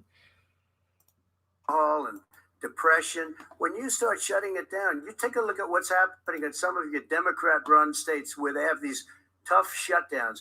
And I'm telling you, they don't want to open it. One of them came out last week. You saw that. Oh, we're going to open up on November 9th. Why November 9th? Because it's after the election. They think they're hurting us by keeping them closed. They're hurting people. People know what to do. They can social distance. They can wash their hands. They can wear masks. They can do whatever they want. But they got to open these states up. When you look at North Carolina, and these governors are under siege, Pennsylvania, Michigan, and a couple of others, you got to open these states up. It's not fair. You're talking about almost it's like being in prison. And you look at what's going on with divorce, look at what's going on with alcoholism and drugs. It's a very, very sad thing. And he'll close down the whole country. This guy will close down the whole country and destroy our country. Our country is coming back incredibly well, setting records as it does it. We don't need somebody to come in and say, let's shut it down. All right, your 2 minutes. Can I ask a question to people? Did this guy actually reveal his tax records, by the way? Did he reveal his tax records like he said he would back at the presidential debate between Hillary Clinton and Donald Trump? Did he ever do that? I would actually like to know.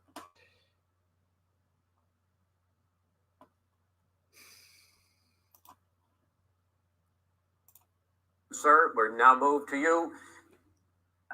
As I said, posing the question, the president says it's a V-shaped recovery. You say it's a K-shaped recovery. What's the difference? The difference is millionaires and billionaires like him in the middle of the COVID crisis. Oh, fuck off, okay? Millionaires and billionaires like Trump, you're pretty much also in the 1% too. Otherwise, you wouldn't be in the high rankings, area of being in the Senate. Or the very much highly guy in the position in the Democratic Party to be running for president. So fuck off with that. Really? We're just as much in the 1% as Donald Trump. Fuck off. Crisis have done very well. Another billionaires have made another $300 billion because of his profligate tax proposal, and he only focused on the market. But you folks at home, you folks living in Scranton and Claymont and all the small towns and working class towns in America, how well are you doing? This guy paid a total of $750 in taxes. Sir, wait, no, sir, it's just yeah, I understand. You've agreed to the 2 minutes, so please let him have it. I get my time back. The fact is that he has, in fact, worked on this in a way that he's going to be the first president of the United States. What? I didn't pause that. What the fuck? To leave office, having fewer jobs in his administration. I feel like divorce is necessary compared to COVID. And when he became president, first one in American history. Secondly, the people who have lost their jobs that's patronizing. On the front lines. Those people who have been saving our lives. Those people who have been out there dying. People who've been putting themselves in a way to make sure that we could all try to make it. And the idea that he is insisting that we go forward and open when you have almost half the states in America with a significant increase in COVID deaths and COVID cases in the United States of America. And he wants to open it up more. Why does he want to open it up? Why doesn't he take care of the America? You can't fix the economy until you fix the COVID crisis. And he has no intention of doing. And this is where I got to kick Biden in the fucking ass right here. Because when you shut down the country, you shut down economics as well. You shut down businesses. You shut off the flow of production. You shut off businesses from distributing. You shut off people, the consumer that needs to provide the paycheck for the person to begin with, you stupid, dumb fuck. Are you as daft as they fucking come? When you shut down the entire country, when you shut down businesses, you're also shutting down. And again, this doesn't make President Trump any better at this because he's a fucking lunatic asshole who doesn't even know what the fuck he's doing. And he boasts about his damn ego all the damn time. But you fucking Joe Biden, you think by shutting down the country and shutting down businesses is really going to help you in the long run too? No, because again, with the consumer, it's basically it's like a cycle. It's like a 360 cycle. You have pretty much the business. The business provides the other, like the consumer and retail, for example. That consumer and retail provides for the consumer. The consumer provides for that retail, and the retail is able to provide back for pretty much the corporations and whatnot, and the cycle goes over again. When you shut down the entire country, you're shutting down that entire cycle, which means that you cannot provide the cycle for people to pertain or pretty much distribute or sell or to get or to gain a profit or basically to help a business flow. That's how mom and pop stores fail and pretty much having to actually shut down. That's how businesses shut down. That's how other shit doesn't work. And that's basically what leads to a lot of financial disasters and people living in fucking poverty, you stupid dumb fuck. Oh, gosh, and as much as I think Donald Trump is a fucking egotistical maniac who's got no fucking right to patronize people just as much as you fucking dumb piece of shit hypocrite, at least to some fucking degree, with the country running back open again, we're at least providing the procedures to remain within 6 feet away from people, to wear masks, and to make sure that we're sterilizing ourselves, and to make sure that we're adhering to safety precautions. And as much as I think that people in Florida being a bunch of dumb fucking idiots as they are doing COVID parties, like people like Jake Paul and all that people doing fucking COVID parties in houses, at least Donald Trump actually had one fucking common thing right. It was to actually make sure that we're adhering to safety distances and protocols. But again, it doesn't save him from the stupid shit that he's saying. But at least I can give him the point for that. Dumb fuck. Doing anything about making it better for you all at home in terms of your health and your safety. Schools, why aren't schools open? Because it costs a lot of money to open them safely. You know, they were going to give, his administration was going to give the teachers and school students masks. And then they decided, no, couldn't do that because it's not a national emergency.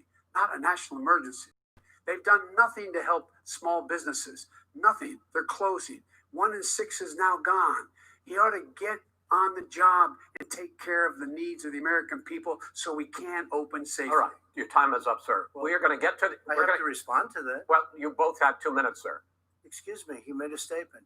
So did you. People want their schools. No, people want their schools And then, of course, he's going to fucking bombard and saying that, oh, I'm going to have... He's always got to have the last fucking word, too. This is what pisses me off about Trump, too. He's always got to have the last fucking word in every single fucking debate or every single segment of that debate. Shut the fuck up. Take the fact that you actually had your statement in. This is why a lot of people fucking don't. I mean, this is just going for. No, just fuck it. The fact that you boast and the fact that you always have to have the last word kind of just goes to show why people just can't take you fucking seriously. Makes me ashamed that I have to see the fucking Trump Tower in the fucking distance from my damn house for the damn strip.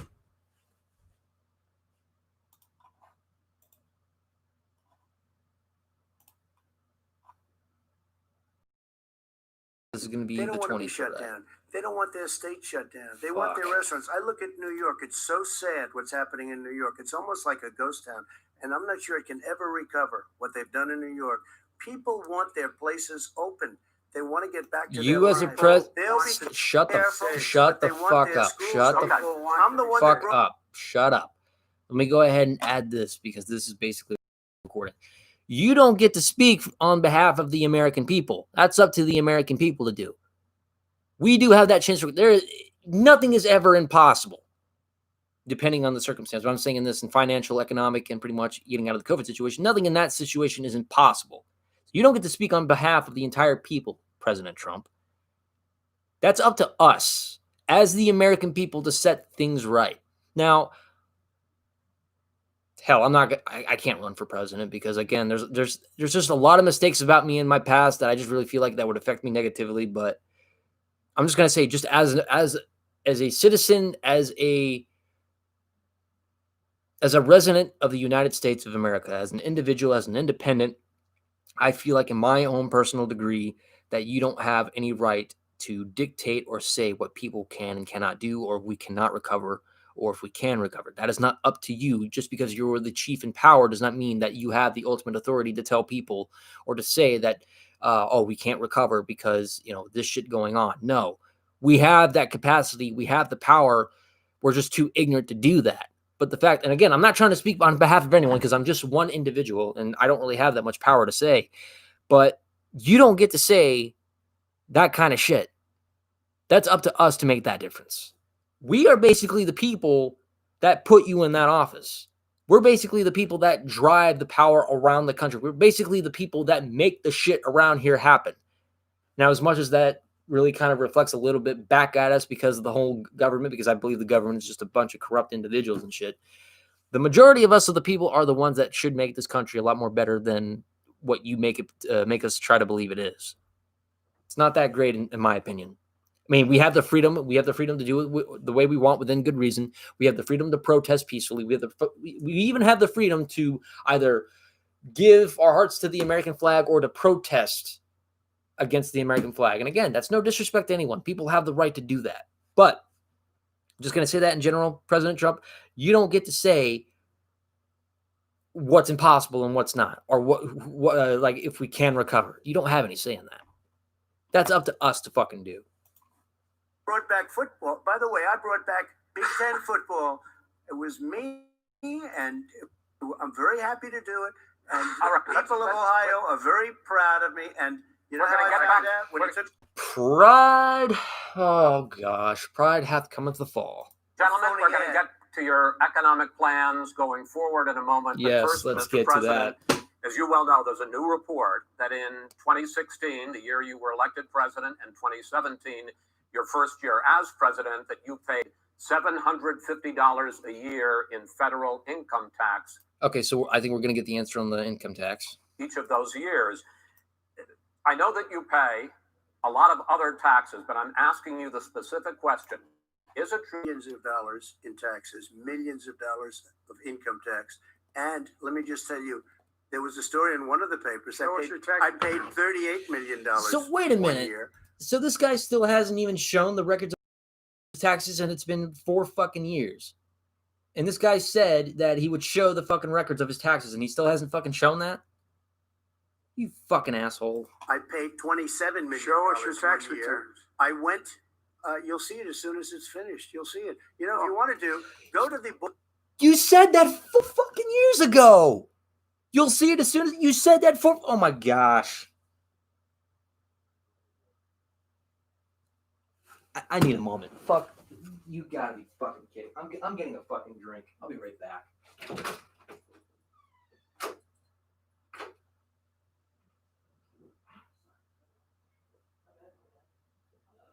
I ran into Weezy. It's alright. It's okay. I just ran into Weezy. Just never mind.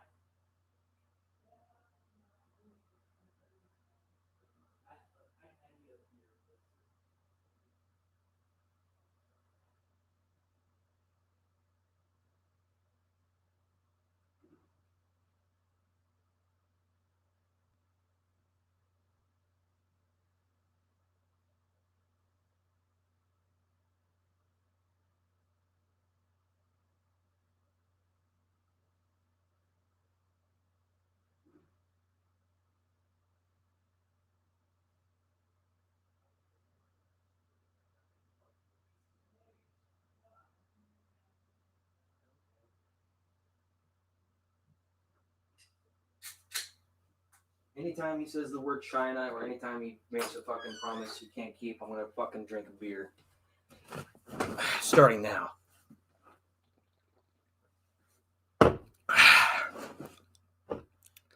If you're the age of 21, drink responsibly. Don't drink and drive.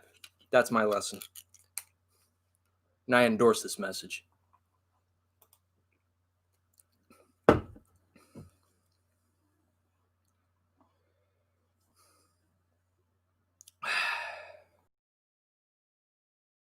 Okay, let's get back to this catastrophe. Board of Elections, there's a 118-page or so report that says everything I have, every bank I have, I'm totally under-leveraged because the assets are extremely good, and we have... So why does it take you 4 years to submit this report? You could have just submitted the report even with a lesser amount on there, and you could have just proven the fact that you basically paid all that in income tax. Why couldn't you just shown that after the fucking debate. Why couldn't you have shown that right after you were president? You still haven't submitted this fucking report. It's been 4 fucking years since 2016. It's been 4 fucking years and you still haven't filed the fucking report? You're a fucking liar. I built Sir, a great I'm asking company. you a specific question, which But is. let me tell you. I understand all of that. I understand all of that. No, Mr. President. Trump, just shut the fuck up and just answer his damn question. I'm asking you a question. Will you tell us how much you paid in federal income taxes in 2016 and 2017? Millions of dollars. You paid millions of dollars? Millions of dollars. So yes. not 750. Millions of dollars. And you'll get to see it. And you'll get to see it. And it's also funny that he changes the number too. You went from like 750,000 to millions. But let me just tell you, Chris, let me just tell you something, that it was the tax laws. I don't want to pay tax. Before I came here, I was a private developer. I was a private business people. Like every other private person, unless they're stupid, they go through the laws, and that's what it is. He passed a tax bill that gave us all these. You work in a fucking business. You're supposed to pay. I'm not even a business guy, and I know this. I don't even have a degree in business, and I fucking know this. Even as a private contractor or a person who works in the construction business or pretty much works in development or whatnot, when you pay for shit like that, in demand, you're supposed to pay tax for it. Everyone here pays tax for it. And you're the fucking guy who took off the fucking tax shit for the 1% too, by the way. And you're basically telling me during that debate in 2016 that you had a tax record. You're full of shit. Privileges for depreciation and for tax credits. We built the building and we get administration, if you can believe that. Now the man got fired right after that happened. But Vice President Biden, you want to... Doesn't answer his fucking question. He just asked you if you paid and how much you fucking paid in income tax. And it also should have been an additional question saying, where is his tax return record? That's something I've been dying to see. Sorry, that was disgusting. My bad. I've been dying to see this fucking report on this tax return or on this income tax that he paid. Because he said over $700,000. Now he's saying it's millions. He's saying, oh, you will get it when it's done. You said that 4 fucking years ago. We still haven't seen it. So it just goes to show that this fucking political aspect of you is bullshit because you don't know how to fucking work the economy. Now, people may disagree with me on that. Maybe the economy is running good. But how do you think that's going to feel that he still hasn't submitted his records and he's saying he's paid that much? I don't know. This is also coming from the same guy who actually is the father-in-law of, what's his name again? Jared Kushner. And Jared Kushner happens to be a very highly shady motherfucker who has been doing a lot of shady activity with tenants living in apartments, by the way, with unsafeable living conditions, by the way, evicting people, and also having high gouged prices for people actually having to live in apartments. Double stacking on fees if you don't pay pretty much your rent and shit like that. That's who this guy is also, with the representation of. Which is also kind of weird because he's also been seen hanging with, I don't know, do I really want to say this? Jeffrey Epstein. So if I look into this income tax log, I'm not going to find anything about a flight pattern on Jeffrey Epstein flight logs or whatnot. I'm not going to see any of that shit, am I? Not that I'm accusing him of it, but I'm just hoping I don't see anything like that on an income tax return because, oh my gosh, would that pretty much sink the entire fucking world in a nutshell? Just saying.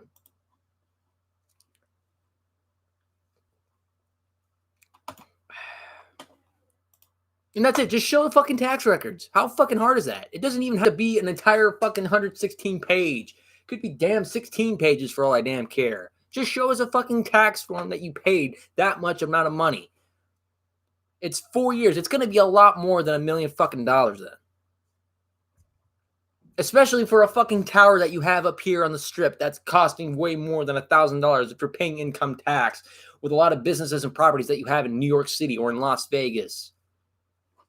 For a businessman, you really sure do not know how to be transparent. Want to respond? Yeah, I do want to respond.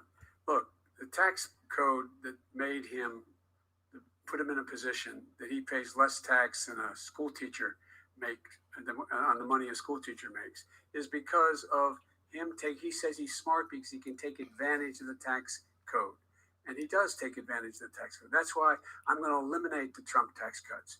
And I'm going to eliminate those tax cuts and make sure that we invest in the people who, in fact, need the help. People out there need help. Invested to people who need it. Okay, so what about the $1,200 that for the second COVID check? What about that? Are we going to take that away from people? So what was the benefit of doing that if you're going to take away from that?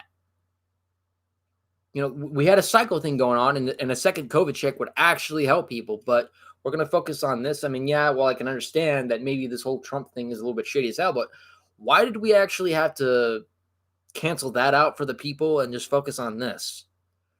Shouldn't we be concerned about helping the people out first with, I don't know, the COVID situation with that rather than this? It's what the law and all that other people are for. It's what the IRS is for, too. No, but why didn't you do it over 20? And fuck, why didn't we have the IRS involved in this? Why isn't the IRS looking into this shit? The last 25 years. Because you weren't president. Because you weren't president screwing things up. Businesses. You were a senator, and You're by the way, worst you were a president vice- America has ever had. Hey, Come Joe, on. let me just tell you, Joe. I've done more in. Wow, surprisingly, the one thing I can agree with Biden on. Trump being one of the worst presidents I have ever seen in my entire fucking life. But Biden, do not think for a second that means I have any respect for you because you're still a piece of shit. And I'm drinking beer on this part. In 47 months, I've done more than you've done in 47 years, Joe. We've done things that you never even thought of doing, including fixing the broken military that you gave me. Okay, so we're gonna play a game here, and I still have a bit of beer left. Every time he makes a boastful or prideful remark, take a drink. Every time he says the word China, take a drink. Every time he says things are getting greater and better, take a drink. Every time he says the word disaster, take a drink. Taking care We're of your talking, vets. Mr. President, we're talking about the economy. I'd like to ask you about your plans going forward because Mr. Vice President owes more than $4 trillion Okay, over hold a on. decade. Let me pause right there because I kind of actually it's kind of a good point. I don't know why I lost connection there for a moment. That was weird. I just don't understand why they're debating on that because again, if we're already stacked up on if the economy is so fine that it is, then why are we having this issue? Why is this still up for debate? Again, it doesn't make any sense. So, oh gosh.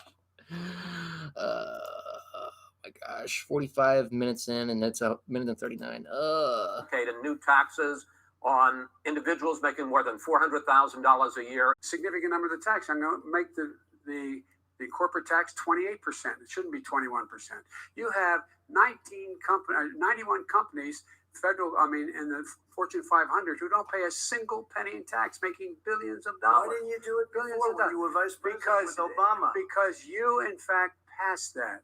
That was Right. your tax proposal. I got it done. And you know what happened? Yeah, you got it done. Our economy boomed And like it's never boomed. The economy is Mr. lost. President, Let me finish. Mr. President, Prideful boast, take a drink. let me pick up on that. You would continue your free market approach, lower taxes, more deregulation, Also, I will also take a drink every time Biden stutters. correct? Not lower tax for American people. The final 3 years as president, more jobs were created, 1.5 million more jobs than in the first 3 years of your presidency. They had the slowest recovery economic recovery since 1929. It was the slowest recovery. Also, they took over something that was down here. All you had to do is turn on the lights and you pick up a lot. But they had the slowest economic recovery since 1929. Let me tell you about the stock market. When the stock market goes up, that means jobs. It also means 401ks. If you got in, That was like more of the Great Depression, am I correct? if you ever became president with your ideas, you want to terminate my taxes, I'll tell you what, you'll lose half of the companies that have poured in here. Well, then show us your tax returns then and quit fucking griping about it. Dan, you had the opportunity. You had 4 years of an opportunity to submit that shit. And now all of a sudden you're fucking griping about it? Fuck you. Leave, and plenty Half of of the companies that are companies- already here, they'll leave for Hardly any other places. companies They will poured in leave, here. and you will have a Hardly- depression, the that- likes that- of which you've never seen. Look, Mr. we Vice President. inherited Prideful boast. the worst recession short of a depression in American history. I was asked to bring it back. We were able to have an economic recovery that created the jobs you're talking about. We handed him a booming economy. He blew it. Wait, is it fair to say he blew it when No, you don't have to drink. I mean, this is only for me. I'm taking a drink every time that is. Just it's all good. I'm just saying, anyone 21, just drink responsibly. But for me, I'm just at that point because I feel like I'm going to be drinking like every 30 seconds or so. When when there was record low unemployment before COVID? Yeah, but because what he did, even before COVID, manufacturing went in the hole. Manufacturing went in the hole. Excuse number me, one. Chris. Wait. Number two. Chris, Number three. They said it would take. No, you're on number two. No. Chris. They said it would This take guy a or miracle to bring back manufacturing. I brought back 700,000 jobs. They brought back nothing. They gave up on manufacturing. We Part did of not my do that. standard fare. I'm the guy He that brought totally back the gave up on automobile industry. manufacturing. All right, let him know. We brought back, I was asked to bring back Chrysler and General Motors. We brought them back right here in the state of Ohio and Michigan. He blew it. They're gone. He blew it. And in fact, they're going. Ohio had the best year it's ever had last year. Michigan had the best year they've ever had. That is not Many true. car Prideful boasting. Take a drink. companies came in from Germany, from Japan, went to Michigan, went to Ohio. They're not having. And they Mr. didn't Vice, come in with wait, you. Mr. Vice President, go ahead. And so you take a look at what he's actually done. He's done very little. His trade deals are the same way. He talks about these great trade deals. You know, he talks about the art of the deal. China's perfected the art of the steal. We have a higher deficit with China now than we did before. We have the highest trade deficit China with ate Mexico. your lunch. All right, gentlemen, Drink for China China. ate your lunch, Joe, and no wonder your son goes in and he takes out billions of dollars. Takes out billions of dollars to manage. He makes millions of dollars. And also, while we're at it, why is it, just out of curiosity, the mayor of Moscow's wife gave your son $3.5 million. What did he do to deserve it? What did he do with? Oh my gosh. And as much as I think Joe Biden doesn't even know what the fuck he's doing, that is rich coming from you, by the way, President Trump, because you didn't earn any of that money that your father had. You basically inherited it. You basically just got it. You got lucky. And that's basically where you came to be. And I'm not even saying that because I've been drinking that, but holy crap. Not to mention, you're the father-in-law of a shady-ass businessman, of Jared Kushner.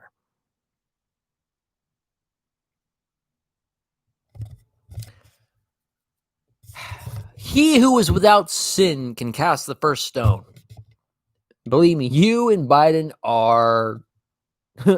you got a lot of sin stacked up against you. You can't throw stones at each other because you're both equally as fucked up.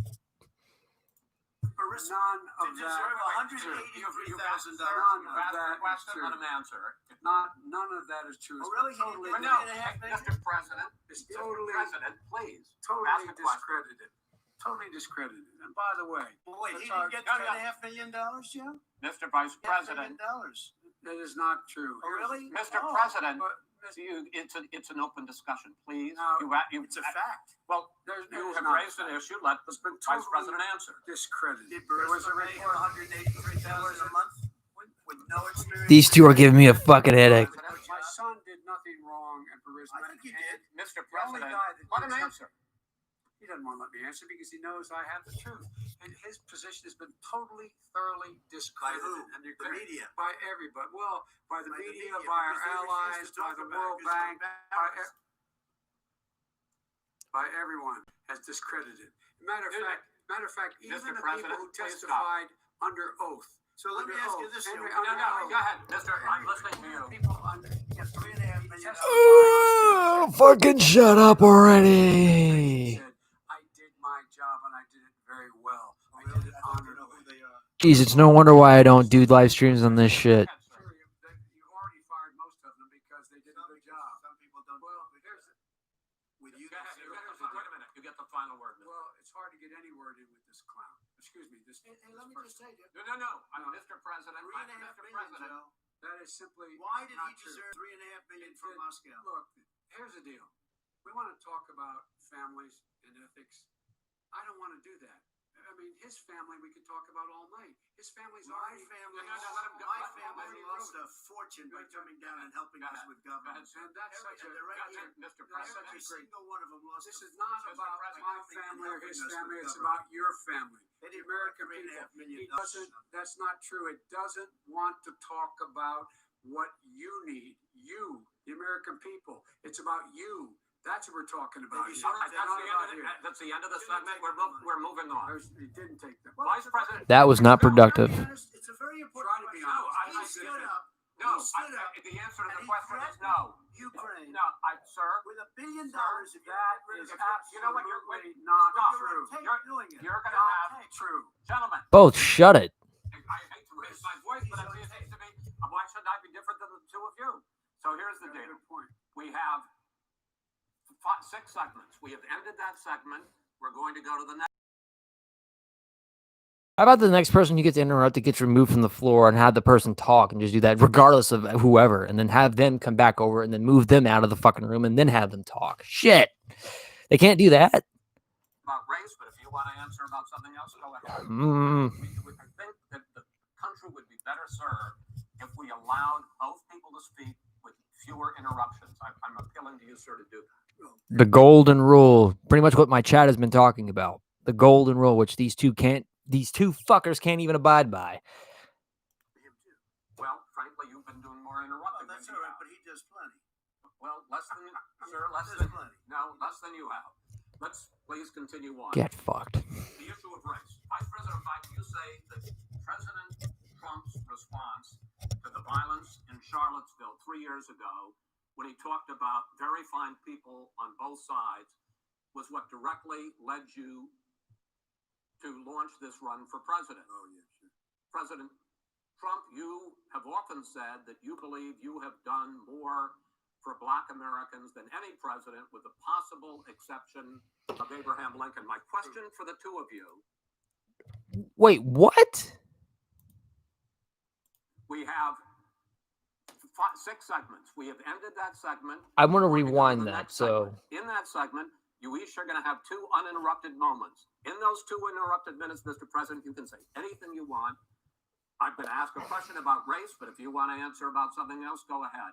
But I think that the country would be better served if we allowed both people to speak with fewer interruptions. I'm appealing to you, sir, to do that. Well, and him too.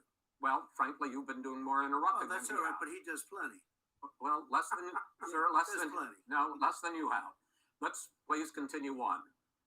The issue of race. Vice President Biden, you say that President Trump's response to the violence in Charlottesville 3 years ago, when he talked about very fine people on both sides, was what directly led you to launch this run for president. Oh, yeah, sure.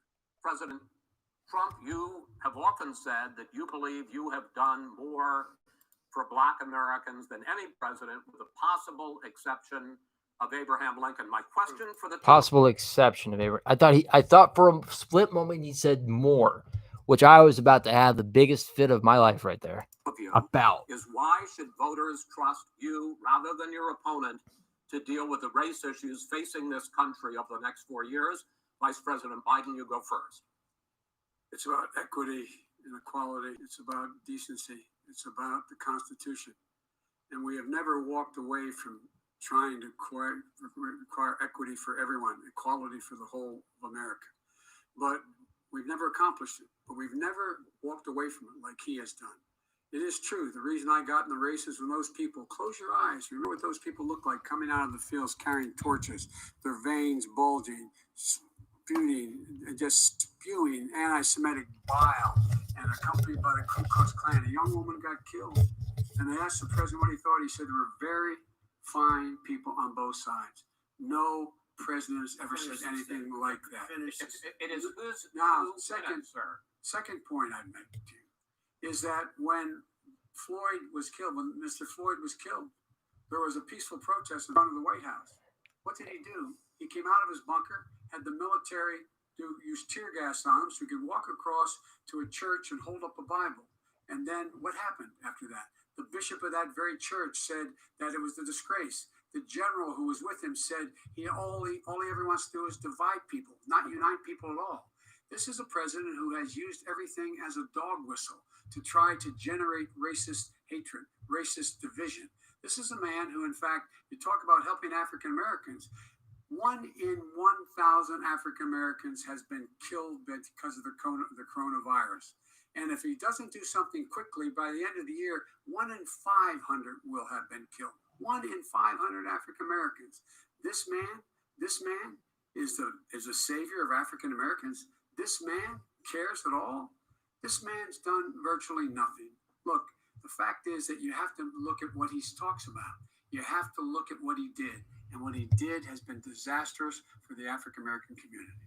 So, President Trump, you have 2 minutes. Why should Americans trust you over your opponent to deal with racism? You did a crime bill, 1994, where you call them super predators, African Americans, the super predators, and they've never forgotten it. They've never forgotten it, Joe. No, sir, it's his 2 minutes. So you did that, and they called you super predator, and I'm letting people out of jail now that you have treated the African American population community, you have treated the black community about as bad as anybody in this country. You did the 1990, and that's why if you look at the polls, I'm doing better than any Republican has done in a long time. Prideful boast, take a drink. You call them super predators, and you've called them worse than that. You've called them a lot worse than that. As far as the church is concerned, and as far as the generals are concerned, we just got the support of 250 military leaders and generals, total support. Law enforcement, almost every law enforcement group in the United States. I have Florida, I have Texas, I have Ohio, I have every. You ain't gonna divide Texas on my fucking watch. And not to say this as a tough guy or whatnot, but Texas is my fucking state. You don't fucking interfere with that shit. Excuse me, Portland, the sheriff just came out today and he said, I support President Trump. I don't think you have any prideful boast. Take another drink. The word law enforcement, because if you say those words, you're going to lose all of your radical left supporters. And why aren't you saying those words, Joe? Why don't you say the words law enforcement? Because you know what? If they called us in Portland, we would put out that fire in a half an hour, but they won't do it because they're run by radical left Democrats. If you look at Chicago. Oh, fuck. Okay. Again. I'm not even going to go in further with fucking Biden because, again, he's got his fucking dementia playing up again. But Trump, you realize that you, as the president of the United States, you're pretty much the commander-in-chief of the United States of America with the army, with the, the police patrols, pretty much the justice system and all that. A lot of these policemen, a lot of their true colors have been shown. I don't think you've realized that. I don't think you've realized. Well, maybe you do realize it, and you're just too dumb to fucking see it, or you're too blind-eyed to fucking see it. But a lot of those cops showed their fucking colors, and I'm not speaking for all cops because not all cops are bad. I know this, but a lot of those cops revealed their corruption at the very end for what they've done to people. I've seen that shit on video. I've seen what they've done with the dogs on people. I've seen what they've done to other people, and most of these people are of other color. It's not just African Americans. This goes for Hispanic Americans. This goes for a whole lot of others. Do not, for one, tell me that you are on the side against the whole racism shit when you, in fact, have not even addressed or even tried to tackle the situation. What about the whole police thing? Because you were so focused on, oh yeah, Democrats are trying to defund police, all that other shit. How about here's an idea for you. Why not, I don't know, reformation? Why not we do that instead of, and this also goes to the Democrat side, by the way, for Joe Biden. Instead of defunding police, why don't we have reformation, by the way? Instead of trying to take money, because do you think that's really going to solve the problem? No. When you take money away, you're only going to piss those people off, and they're pretty much just going to get more violent, more fucking angry. Do some reformation, clean out the fucking areas, clean the dirty spots off. Pull out the weeds that don't belong there. Take the corrupted out and put in the people that know what the fuck they're supposed to do. Have the people do their job. And this goes to fucking Trump as well because he's supposed to fucking know. He's the commander-in-chief and he's supposed to know all this shit. And maybe he does know, or maybe he's just too dumb to fucking see, or he's just blind-eyed to it. He needs to know his shit, and he needs to know about the shit that's going on, and he needs to actually take ownership and responsibility and just say, well, everything's all good. No, it ain't. No, it ain't all good. When you got fucking riots going on everywhere from Minnesota to Las Vegas to Georgia to Florida, shit ain't all good. So don't tell me that everything is all fucking good and dandy, Trump, because it ain't. And Biden, you and the fucking other sides for the defunding of police ain't gonna solve shit. So you both fucking lose in that round.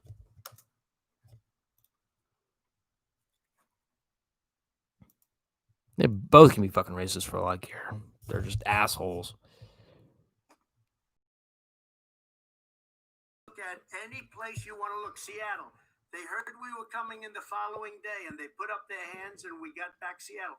Minneapolis, we got it back, Joe, because we believe in. Oh, and what about the fucking SWAT guys that marched down into some people's neighborhood and shot tear gas just because they were out in their fucking porch? Did you address that one too? Did you address the fact that a person got killed at a pawn shop, and the guy was the owner of that pawn shop, by the way, was an African-American man, and he was killed by another African-American man that was looting his store? Did we address that? Did you address the fact that there was also riots going on in Minnesota? Did you address the fact that all these other cops were beating on innocent people? There was even, like, and it doesn't even matter. There's like an elderly man, even regardless whether if he was stepping in the way of someone, the way that the police handled that by knocking him over, whether if he was on steps or on a stone solid concrete floor, which there was video of this, by the way, and it was all over Twitter. It was all over YouTube. If you want to go see that, go ahead. And if you want to link that in my chat, feel free to do that too. But if you're going to fucking tell me that's the way you solve your issues, then you are not fucking fit. And I'm going to fucking say this fucking clear. And this even goes to every fucking like radical or extremist or overzealous motherfucker out there. If you're going to tell me that's the way that the president's going to handle this fucking country, you are dead fucking wrong. Fight me on that one. And the same thing with Joe Biden on that crap. Because if he thinks that defunding the police is going to solve that problem, no, my friend. All I'm going to say is that's going to cause more chaos and more anarchy on that one, my friend. That's not how you're going to solve shit. It's reformation, man. Not to sound like some hippie, but damn. Order, but you don't. The top 10 cities and just about the top Or the rogue 40 DHA cities squads. are run by Democrats and in many cases radical left, and they've got you wrapped around their finger, Joe.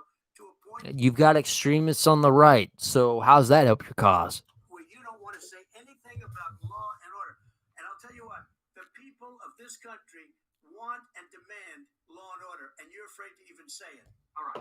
The right kind of law and order, dipshit. Vice President Biden, after the grand jury in the Breonna Taylor case, decided not to charge any of the police. Okay, now this is where I'm a little bit more ignorant on the issue with the Breonna Taylor area, because I do not know exactly what had happened here. I only had briefly got caught up. I guess there was another shooting of a person that, was, and a lot of people got affected by this. I don't know exactly what happened up to that point, so I guess I'm getting caught up on this right now. That's like one of the things I do not know. I know about the George Floyd situation. I know about that. I kind of know that there was kind of a backstory to this man's life as well, which I'm not going to get into because right now that's not important. When I say that, I mean, like, right now that is not the main issue at hand, because this Breonna Taylor thing is a recent issue that has happened. I kind of want to get caught up on this part of the situation. Homicide, you said it raises the question, quote, whether justice could be equally applied in America. Do you believe that there is a separate but unequal systemic injustice in this country, in education and work and in not to be a grammar Nazi, but it's systematic. It's systemic. It's systematic. Sorry. Again, not to be a grammar Nazi, but damn. And also, I got to take a drink because, stuttering prick. I stutter too, but I'm not the one in the presidential debate. So, yeah. Law enforcement and the way in which it's enforced. But look, the vast majority of police officers are good, decent, honorable men and women. They risk their lives every day to take care of us. But there are some bad apples. And when they occur, when they find them, they have to be sorted out. They have to be held accountable. They have to be held accountable. Okay. I mean, he's not wrong there. But again, defunding doesn't solve anything. And what I'm going to do as President of the United States is call together an entire group of people at the White House Well, everything from the civil rights groups to the police officers, to the police chiefs, and we're going to work this out. We're going to work this out so we change the way in which we have more transparency in when these things happen. These cops aren't happy to see what happened to George Floyd. These cops aren't happy to see what happened to Breonna Taylor. Most don't like it, but we have to have a system where people are held accountable. And by the way, violence in response is never appropriate. Never appropriate. Peaceful protest is. Violence is never appropriate. All right. What is peaceful protest? When they run through the middle of the town and burn down your stores and kill people all over the place? It's like you're helping the situation at all. You're the commander in chief, and they're doing this while you're under in office, by the way. And why do you think that is? When Black Lives Matter, and I'm getting, for people that are protestfully peacefully, sorry. Why else do you think that people are so fucking pissed off? Because you don't address the situations at hand. I mean, you're too busy with fake news. You're too busy with our numbers are so good. You're so fucking busy with that shit.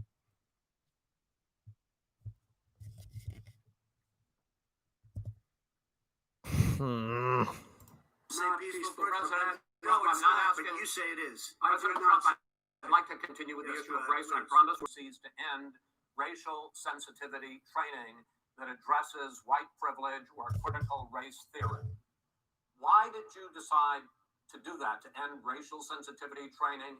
Okay, in the words of Jonathan Pye, in the terms of white male privilege, fuck that shit.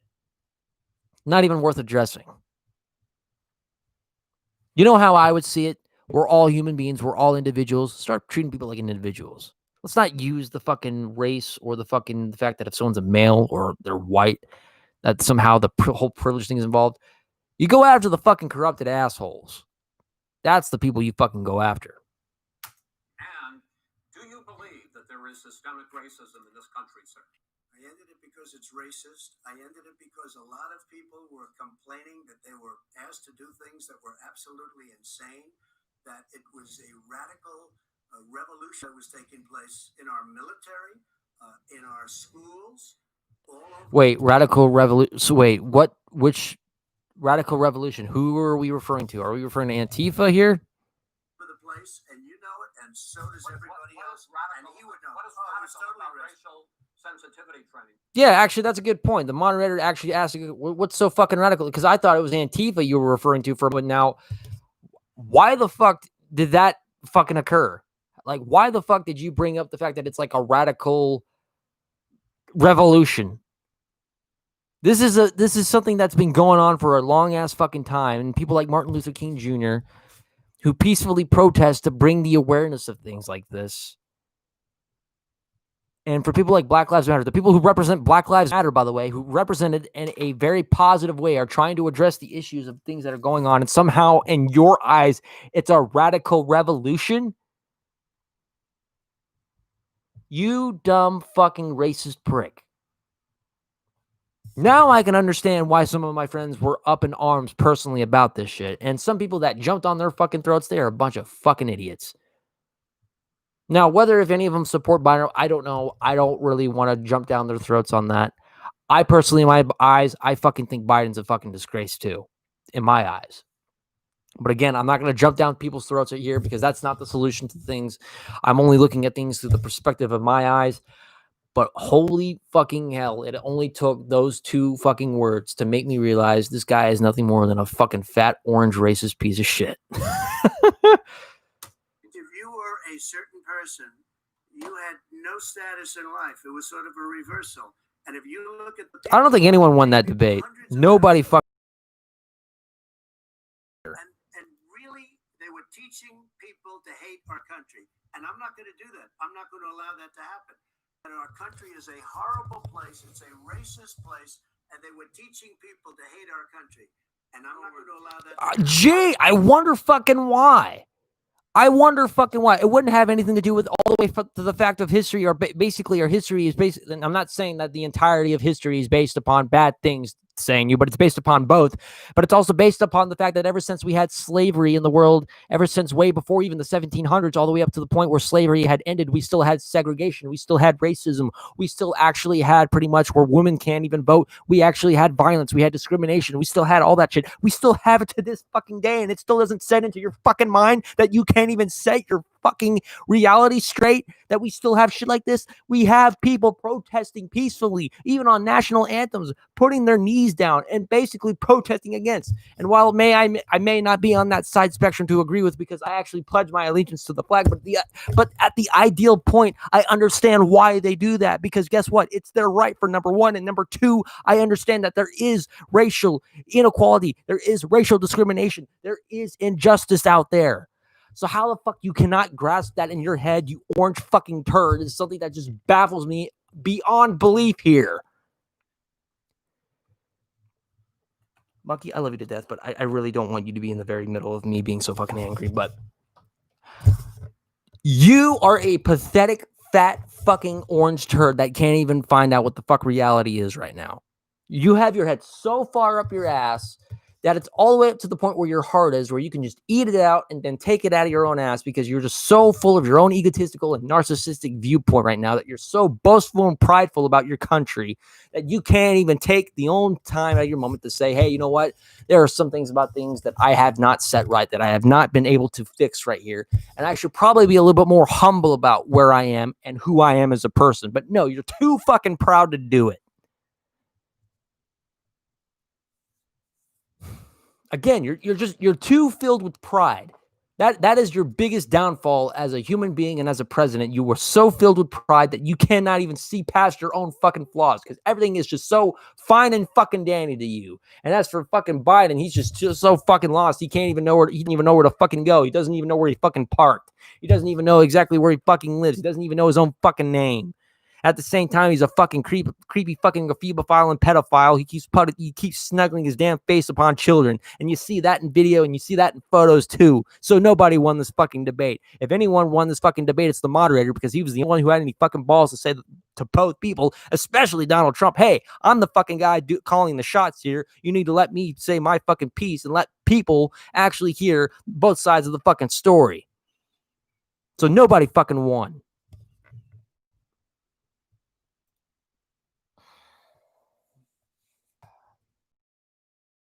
President Biden? Nobody's doing that. He's racist. Here's the deal. I know a lot more about this. Let him finish. And shut the fuck up, you fat fucking turd. And ugh. The fact is that there is racial insensitivity. People have to be made aware of what other people feel like, what insults them, what is demeaning to them. It's important that people know they don't want to.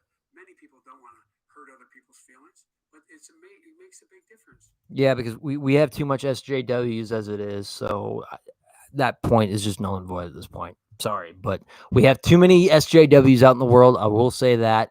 So that's kind of an understatement. It makes a gigantic difference in the way a child is able to grow up and have a sense of self-esteem. It's a little bit like how this guy and his friends look down on so many people. They look down their nose on people like Irish Catholics like me and grew up in Scranton. They look down on people who don't have money. They look down on people who are of a different faith. They look down on people who are a different color. In fact, we're all Americans. The only way we're going to bring this country together is bring everybody together. There's nothing we cannot do if we do it together. We can take this on and we can defeat racism. President Trump, sir. During the Obama-Biden administration, there was tremendous division. There was hatred. You look at Ferguson. You go to many places. Look at Oakland. Look what happened in Oakland. Look what happened in. Well, that is true, but at the same time, aren't a lot of people divided under your fucking reign as presidency, Trump? Well, I can understand the whole Oakland thing, that being true, but how is that any fucking different from you? In Baltimore, look what happened.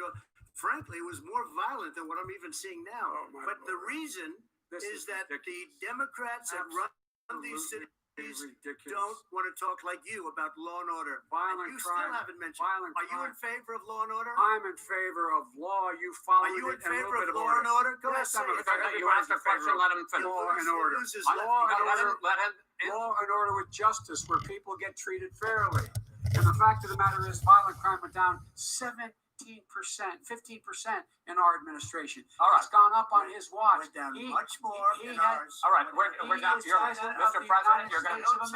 Mr. President, Every record in the Mr. book. President, you're going to be very happy because we're now going to talk about law and order. Since we had trouble, we're Democratic-run cities. That's exactly my question. There has been a dramatic increase in homicides in America this summer, particularly, and you often blame that on Democratic mayors and Democratic governors, but in fact, there have been equivalent spikes in Republican-led cities like Tulsa and Fort Worth. So the question is this really a party issue? I think it's a party issue. You can bring in a couple of examples, but if you look at Wait, hold on. Wait. Let me pause this real quick. I'm just trying to make sure.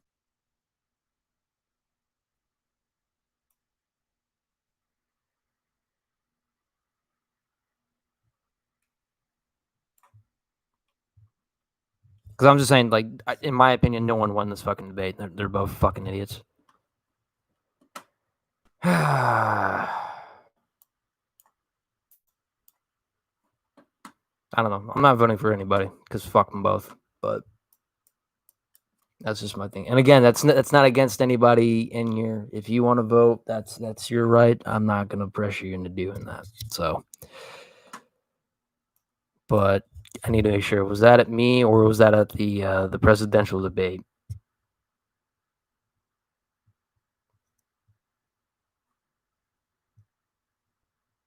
I'm just trying to make sure we're on the right page here before we continue. So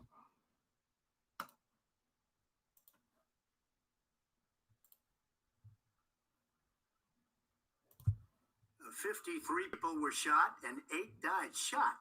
If you look at New York, where it's going up like nobody's ever seen anything, the numbers are going up 100, 150, 200%. Crime. It is crazy what's going on. And he doesn't want to say law and order because he can't, because he'll lose his radical left supporters. And once he does that, it's over with. But if he ever got to run this country and they ran it the way he would want to run it, our suburbs would be gone. By the way, our suburbs would be gone.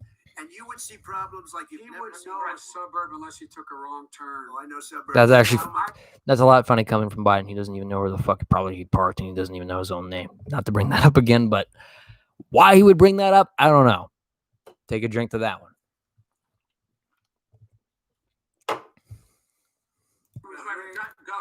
I was raised in the suburbs. This is not 1950. All these dog whistles and racism don't work anymore. Suburbs are by and large integrated. There's many people today driving their kids to soccer practice and or to black and white and Hispanic in the same car as there have been any time in the past. What really is a threat to the suburbs and their safety is his failure to deal with COVID. They're dying in the suburbs. His failure to deal with the environment. They're being flooded. They're being burned out because his refusal to do anything. That's why the suburbs are in trouble. I do want to talk about this issue of law and order, though. And in the joint recommendation that came from the Biden-Bernie Sanders task force, you talked about, quote, reimagining policing. First of all, what does reimagining policing mean, and do you support? It means. Let me, if I might finish the question. What does reimagining policing mean, and do you support? This guy should have ran for office. Call for. I'll vote for the fucking moderator. Look, what I support is the police having the opportunity to deal with the problems they face, and I'm totally opposed to defunding the police officers. As a matter of fact, local police, the only one defunding, and his budget calls for a $400 million cut in local law enforcement assistance. They need more assistance. They need when they show up for. But again, for both sides, defunding is not going to solve the fucking issue. You got to weed the fucking shit out. You got to take the people that are not representing the police and the justice law and the criminal system or the criminal justice system in the correct order. You need to take those people out and reform. Defunding is not going to solve shit. It's only going to cause more chaotic shit to happen. More people are just going to find a way to fire back.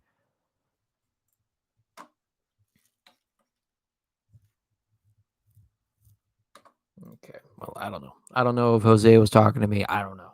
So 9/11 call to have someone with them as a psychologist or psychiatrist to keep them from having to use force and be able to talk people down.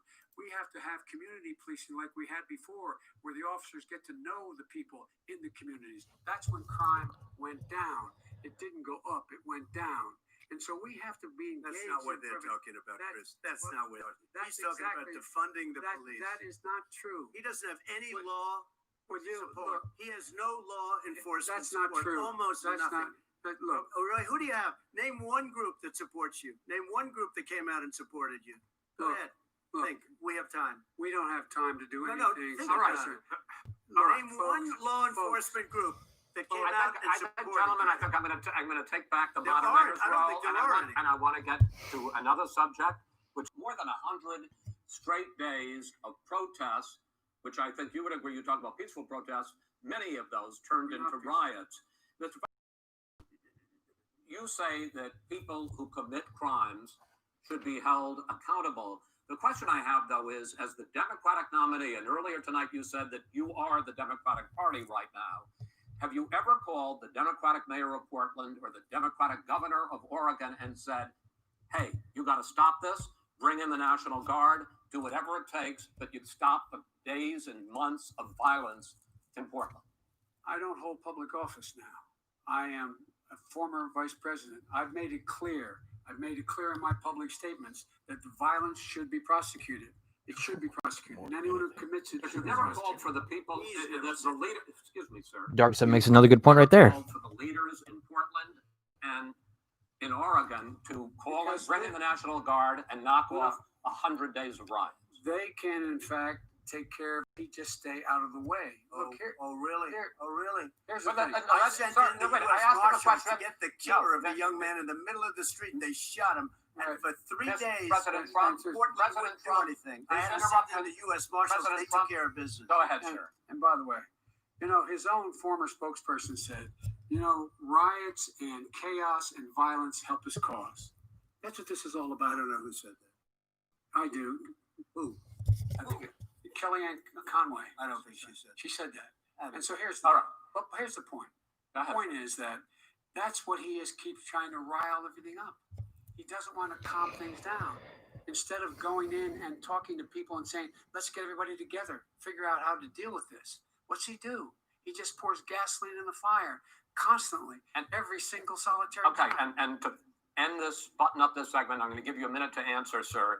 You have repeatedly Well, I criticized. have to answer his No, statement. you have Your statement? repeatedly. Wait, You have just one no. second. You've been talking You back made and a forth. statement. I'm asking you. I would love to end it. sir. I would love to end it. If you want to switch seats, We can would very quickly. We can do that, but I'd I'm send no, in I'm, the National Guard, it would be over. There'd be no problem. Okay, But they don't want to accept the National Guard. you have repeatedly criticized the vice president for not specifically calling out Antifa and other left-wing That's right. extremist groups. But are you willing tonight to condemn white supremacists and militia groups and to say that they need to stand down and not add to the violence in a number of these cities, as we saw in Kenosha and as we've seen in Portland? Sure, Are you I'm willing prepared to to do that, specifically but do it? Well, I go would ahead, say sir. I would say almost everything I see is from the left wing, not from the right. What? What? Am I hearing this correctly? Rewind that shit. Do it. I would say almost everything I see is from the left wing, not from the right. To do anything, I want to see Well, peace. then do it, sir. Say it. Do it. Say it. You want to call him? What do you want to call him? Give me a name. Give me a White name. Go ahead. supremacists and What would you white like me to supremacists. condemn? He was fucking clear. White supremacy, a fucking example. You dumb fucking. Oh my gosh. It's like dealing with a fucking 4-year-old who can't even. No. It's like dealing with a 10-year-old that doesn't know the exact area from left and right here. And I'm talking about like a hallway, for example. I'm not talking about a political spectrum. I'm talking about like looking in a hallway who can't determine what the left side of a hallway is or the right side of a fucking hallway. Oh my gosh. There you fucking have it. He went from, he could have just straight up saying, yeah, I'll fucking know the white supremacist out there. No, he just decided to go blame the fucking left issue right there. Are you fucking serious? Are you fucking serious? The moderator asked you a specific, clear fucking question, and immediately you just fucking, you basically just threw it over here for the fucking left to deal with. You fucking dumb shit. And right Proud Boys, stand back and stand by. But I'll tell you what. Somebody's got to do something about Antifa and the left, because this is not a right-wing problem. Something I'm actually, wow. Because surprisingly, he actually addresses Antifa. Fucking finally. Antifa, I can actually stand behind that stance. But what about the white supremacists, dude? What about them too? Are we going to deal with them? I'm glad you pointed out Antifa. Thank you. You recognized Antifa as a terrorist group. What about the fucking white supremacists, man? What about them? Are we not focusing on them too? Can't we declare the white supremacist or the fucking neo-Nazis as a terrorist group now? Can we finally put those two together? Or are we just going to focus more on the fucking left? This is a left-wing white supremacist. Antifa's an idea, not an organization. Oh, you got it. Not malicious. That's what his. And then this is where I have to kick Biden in the fucking ass again, because Antifa is more than an idea. And as unfortunately as I hate to fucking say it, they are a fucking real group. They're a terrorist organization. They are defined as a terrorist organization. And as much as I think President Trump is a fucking dumbass and a racist piece of shit for not addressing the white supremacy issue, and also the fact that he also referred to the pretty much the racial injustice and for the people behind the Black Lives Matter movement, or pretty much maybe behind the people that are trying to fight against racism, he's defining it as a radical revolution between that. I find that fucking hypocritical of him to say. But holy fucking hell, Biden, do you get much dumber as they come here? Antifa is, unfortunately as it is, a real fucking group. It is not an idea. It's a bunch of people being malicious about their ideas, thinking that they're fighting fascism, when all of a sudden they're doing is that they're terrorizing people out in the fucking streets for absolutely nothing, because their views don't align with theirs. You both belong in a fucking dumpster to be dumped out and forgotten about and buried underneath, so no one would have to see your ass again. So fuck both of you.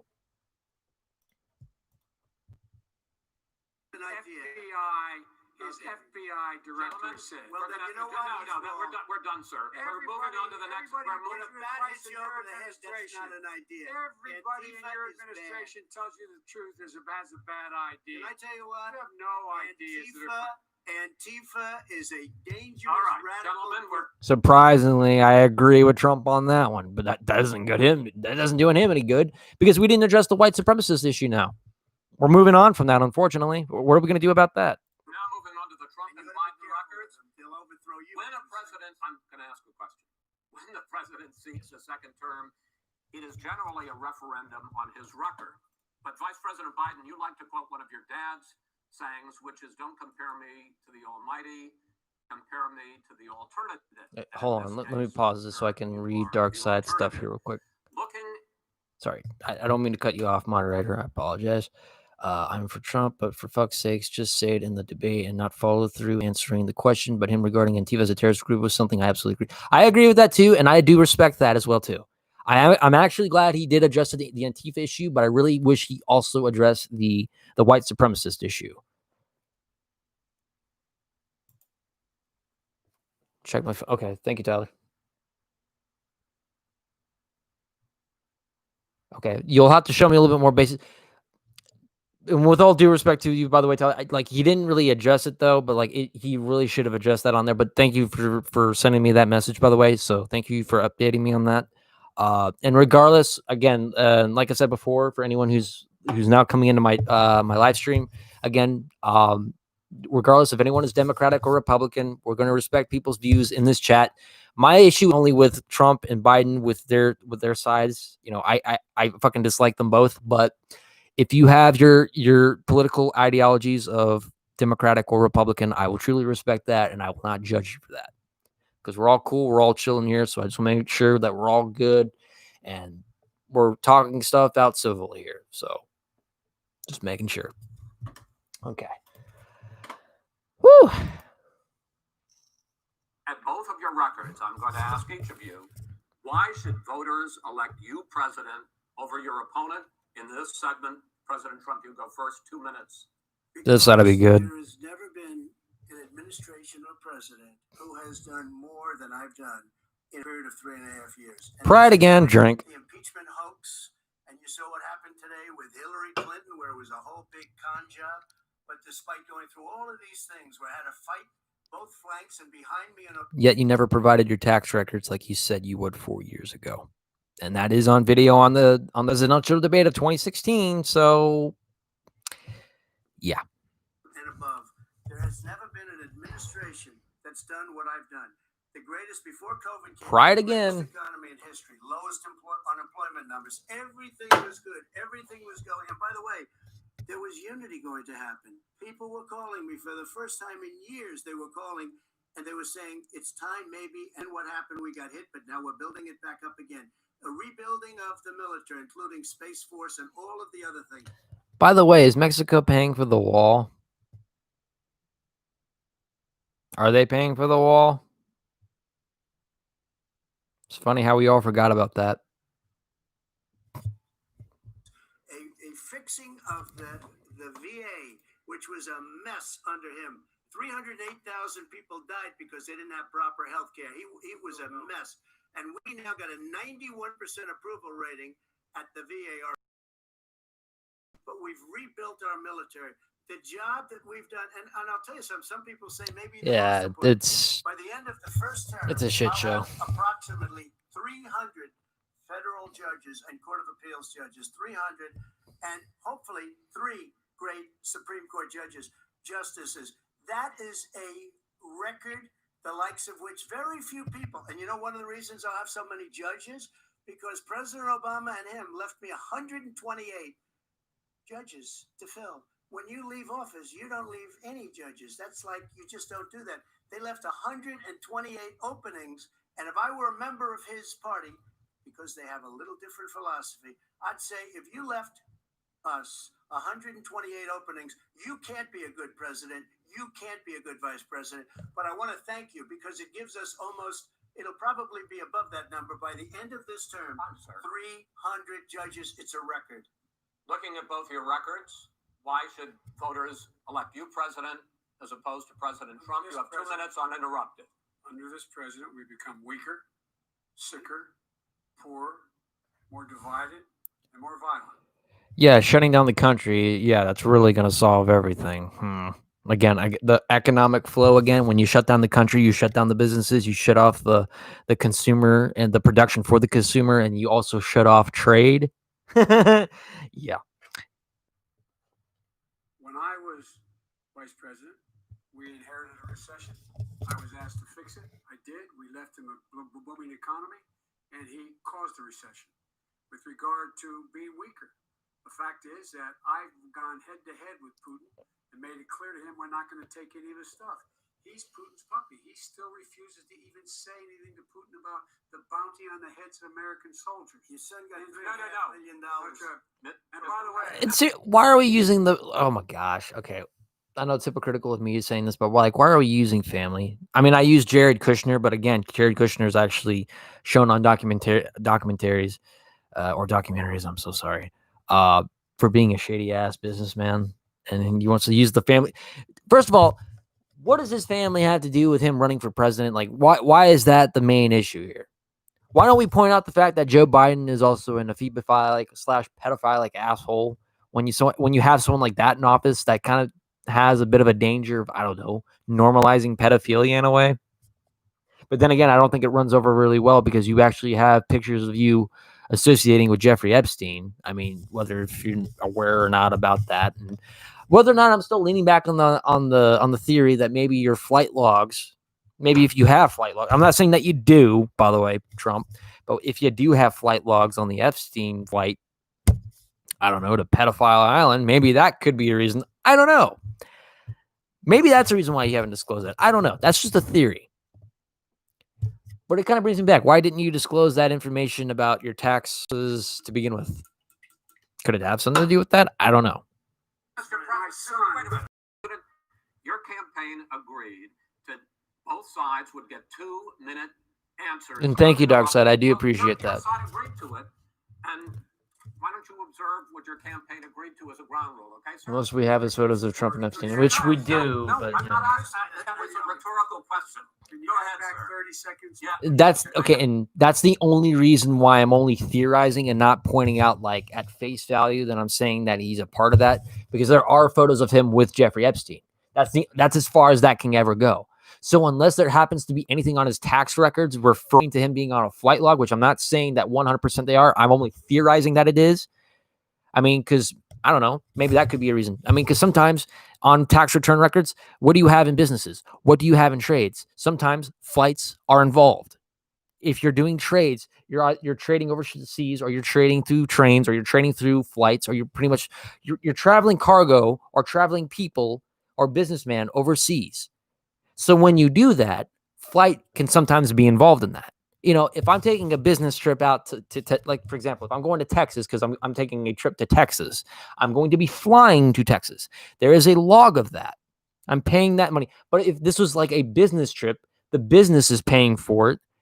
Where do you think that's going to come back to if they're paying for that? It's going to come back on their logs, on their businesses. So again, if that's coming back on his tax return records that he's paying for a trip or paying for a business trip or whatnot, I'm only theorizing something like that may be the case. But again, I could be wrong. But on tax returns. Now, what if this was the case that maybe he hasn't been paying the amount? This is another theory. He hasn't been paying the amount that he says, and that he's just covering up the whole entire tax thing. Anyways, jumping too much into conclusions, let's just continue. All right. Go ahead. Oh, it's 30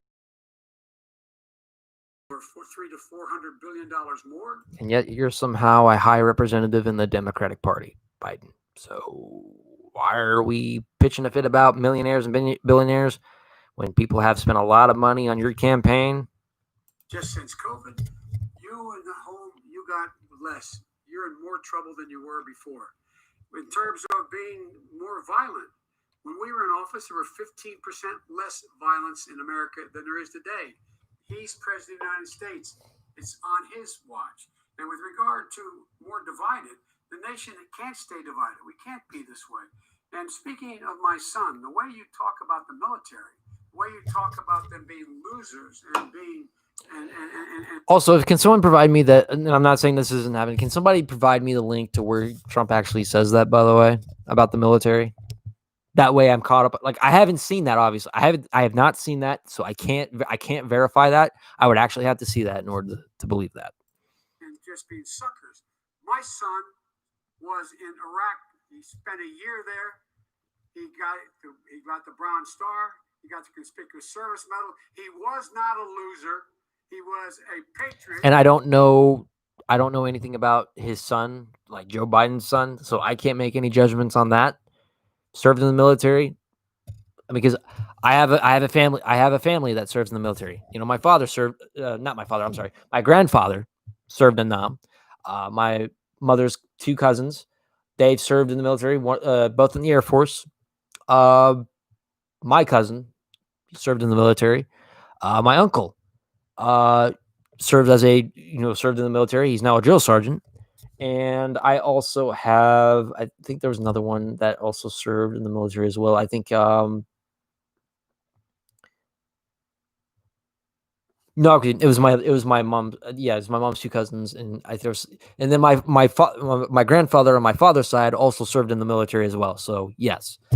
So that being the case, I don't know anything about Joe Biden's son, so I can't make the judgments off that. I only know by what I went off from President Trump's son-in-law about him being a shady businessman. That has been on that's been documentaries. I don't know a thing about Joe Biden's son, so I can't make any judgments on that. If he served in the military, he served in the military. That's as far as I can go. So making that clear.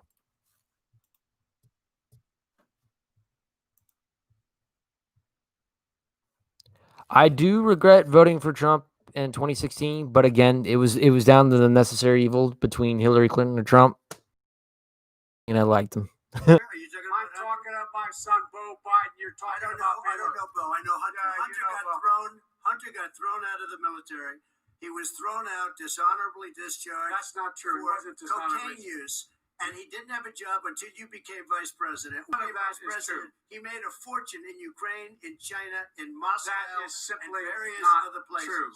He My made a son, fortune. my son, And he didn't have a job. my son, like a lot of people we know at home, had a drug problem. He's overtaken it. He's fixed it. He's worked on it. And I'm proud of him. But why was he proud of given my tens son. of millions All of right, dollars? he wasn't given tens of millions of dollars. That is totally discredited. We've already been through this. I think the American people would rather hear about more substantial So do I. subjects. Well, you know, as the moderator, sir, I'm going to make a judgment call here. $3.5 million Okay, right. from the Let's mayor talk of about Moscow. Let's talk That is about not I think true. it's a gentleman That thing. report is totally Why did he discredited. I Mitt Romney on that committee said it wasn't worth taxpayers' money. That report is written. Both of you, shut the fuck up. Now, they have burned millions of acres. They have displaced hundreds of thousands of people. When state officials there blame the fires on climate change, Mr. President, you said, I don't think the science knows. Over your 4 years, you have pulled the U.S. out of the Paris Climate Accord. You have rolled back a number of Obama environmental records. What do you believe about the science of climate change, and what will you do in the next 4 years to confront them? I want crystal clean water and air. I want beautiful clean air. We have now the lowest carbon. If you look at our numbers right now, we are. Here we go with the fucking numbers. If you look at our numbers, it's all well and dandy. Take another fucking drink to that. That is another common thing we run into when it comes to interviews and press conferences and debates. And I'm down to the last shot, so fuck it. Now imagine if I had to get 2 more beers, which I can't because this is practically the only beer that's left. Phenomenally. But I haven't destroyed our businesses. Our businesses aren't put out of commission. If you look at the Paris Accord, it was a disaster from our standpoint. Oh, that's another shot. Actually, very happy about what's going on because our businesses are doing well. As far as the fires are concerned, you need forest management in addition to everything else. The forest floors are loaded up with trees, dead trees that are years old, and they're like tinder, and leaves and everything else. You drop a cigarette in there, the whole forest burns down. You've got to have forest management. What do you believe about the science of climate change, sir? I believe that we have to do everything we can to have immaculate air, immaculate water, and do whatever else we can that's good. You know, we're planting 1 billion trees, the Billion Tree Project, and it's very Do you exciting. believe that human pollution? Okay, wait a minute. Hold on. We're planting billions of trees. Where exactly are we planting these billions of trees? I mean, I'm not saying that it's a bad idea to put it in the United States because that's not a bad idea at all because we need to actually have a lot more trees. But isn't there technically a country that's south of us that needs those trees as much as we do right now? Again, at the same time, I agree we need a lot more trees in the United States because if we cut down trees, we're cutting down the oxygen stuff. But don't you think there's a country south of us that needs those trees more than us? I don't know, being the country that's basically mostly known for the most trees in the entire fucking world, like South America, for having one of the world's worst forest fires ever in the history. I mean, apart with Australia, I think Australia needs a lot more trees now than we do. Not that I'm disagreeing with the fact that we need more trees. I would love to actually walk into a giant forest in a grove of some sorts. You know, it's ambient as shit, but like, why not South America? Why not Australia? Why not give them the impression we're helping them out? And I get it. We have problems in our country, but again, why not give the countries a good example? Here you go. A lot more trees for you. Let's plant more trees for you. Let's plant more trees for Australia. Let's show them that we do give a damn. Right. Because while we do need to focus on problems in America, but why not we actually lend out a helping hand to other countries out there? Because maybe we can actually help each other out in the long run here. We both benefit from it. Right. Forgot. This is Trump or Biden.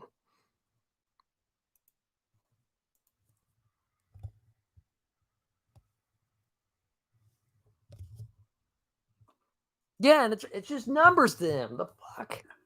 Greenhouse gas emissions contributes to the global warming of I this think planet? a lot of things do, but I think to an extent, yes. But I also think we have to do better management of our forests. Every year, I get the call, California is burning. California is burning. If that was cleaned, if you had forest management, good forest management. Again, I agree with that notion because California is one of the states that has a lot of forest fires. I know that because we in Nevada, we get that smoke from California. I was in that damn smoke. The whole fucking sun was blood blazing red. That's how I know. And yes, I agree. California needs a lot more trees planted. What about South America? What about Australia? California, I don't disagree. I don't disagree with the fact that California would need a lot more trees. We would need a lot more of those. We need a lot more trees in other places too. I'm not totally, I'm against deforestation to a very high extent. I do understand that we do need paper and documentations for things, but we do need it from trees. But at the same time, I'm not, I'm against the absolute deforestation of an entire forest because because you change an ecosystem for animals to live in. You change the foundation and the way the animals live. This doesn't, I'm kind of a hippie in a way, but at the same time, I'm kind of real about that shit, You wouldn't be getting those calls. In Europe, they live their forest cities. They're called forest cities. They maintain their forests. They manage their forests. I was with the head of a major country. It's a forest city. He said, sir, we have trees that are far more, they ignite much easier than California. There shouldn't be that problem. I spoke with the governor about it. I'm getting along very well with the governor. But I said, at some point, another part to drink too. Every year have hundreds of thousands of acres of land just burned to the ground. That's burning down because of a lack of management. Sir, if you believe in the science of climate change, why have you rolled back the Obama Clean Power Plan, which limited carbon emissions in power plants? Why have you relaxed? Because it was driving energy prices through the sky. Why have you relaxed fuel economy standards that are going to create more pollution from cars? Well, not really, because what's happening is the car is much less expensive and it's a much safer car. And you're talking about a tiny difference. And then what would happen, because of the cost of the car, you would have at least double and triple the number of cars purchased. We have the old slugs out there that are 10, 12 years old. If you did that, the car would be safer. It would be much cheaper by $3,500. California, they've simply but you would take a lot of cars off the market because people would be able to afford a car. Now, and by the way, we're going to see how that turns out. But a lot of people agree with me, many people. The car has gotten so expensive because they have computers all over the place for an extra little bit of gasoline. And I'm okay with electric cars too. I think I'm all for electric cars. I've given big incentives for electric cars. But what they've done in California is just crazy. Vice President Biden, I'd like you to respond to the president's climate change record, but I also want to ask you about a concern. You proposed $2 trillion in green jobs. You talked about new limits, not abolishing, but new limits on fracking, ending the use of fossil fuels to generate electricity by 2035, and zero net emission of greenhouse gases by 2050. The president says a lot of these things would tank the economy and cost millions of jobs. He's absolutely wrong, number one. Number two, if in fact, during our administration, the Recovery Act, I was in charge, able to bring down the cost of renewable energy to cheaper than or as cheap as coal and gas and oil. Nobody's going to build another coal-fired plant in America. No one's going to build another oil-fired plant in America. They're going to move to renewable energy, number one. Number two, we're going to make sure that we are able to take the federal fleet and turn it into a fleet that's run on their electric vehicles. Making sure that we can do that, we're going to put 500,000 charging stations and all of the highways that we're going to be building in the future. We're going to build an economy that, in fact, is going to provide for. Now, I've been kind of giving much pressure to Trump on this one that I have been on Biden on this particular subject, but the truth of the matter is I'm not really too keen on the whole climate change issue on this at hand. So I really don't know. Again, I don't feel like anyone won this debate at all, but I've been giving Trump more shit on this one than I have on Biden. For the ability of us to take 4 million buildings and make sure that they, in fact, are weatherized in a way that, in fact, they'll emit significantly less. Will not be going out. There's so many things that we can do now to create thousands and thousands of jobs. We can get to net zero in terms of energy production by 2035. Not only not costing people jobs, creating millions of good paying jobs, not $15 an hour, but prevailing wage, by having a new infrastructure that in fact is green. And the first thing I will do, I will rejoin the Paris Accord. I will join the Paris Accord because with us out of it, look what's happening. It's all falling apart. And talk about someone who has no relationship with foreign policy. Brazil, the rainforests of Brazil are being torn down, are being ripped down. More carbon is absorbed in that rainforest than every bit of carbon that's emitted in the United States. I'm kind of surprised Joe Biden actually brought this one up. I would be gathering up and making sure we had the countries of the world coming up with $20 billion. Say, here's $20 billion. Stop tearing down the forest. And if you don't, then you're going to have significant economic consequences. What about the argument that Unfortunately, for the fact that it's not the problem that it's being torn down, it's the fact that 75% of the damn forest was burnt to the ground. Tearing down wasn't the issue. It was the fact that it was burned to a fucking crisp. I give up. President Trump basically says that you have to balance environmental interests and economic interests, and he's drawn his line. Well, he hadn't drawn a line. He still, for example, he wants to make sure that methane's not a problem. You can now emit more methane without it being a problem. Methane. This is a guy who says that you don't have to have mileage standards for automobiles that exist now. This is a guy who says that, well, the fact is, it's all true. And here's He's talking about the Green New Deal, and it's not $2 billion or $20 billion, as you said. It's $100 trillion. I'm talking about where they want to rip down buildings and rebuild the building. It's the dumbest, most ridiculous. Where airplanes are out of business, where two-car systems are out, where they want to take out the cows. That's not true either, right? This is a $100 trillion. That's more money than our country could make in 100 years if we're not the case. All right, let me because I actually, wait a minute, sir. I actually have studied your plan, and it includes upgrading 4 million buildings, weatherizing 2 million homes over 4 years, building 1.5 million energy efficient homes.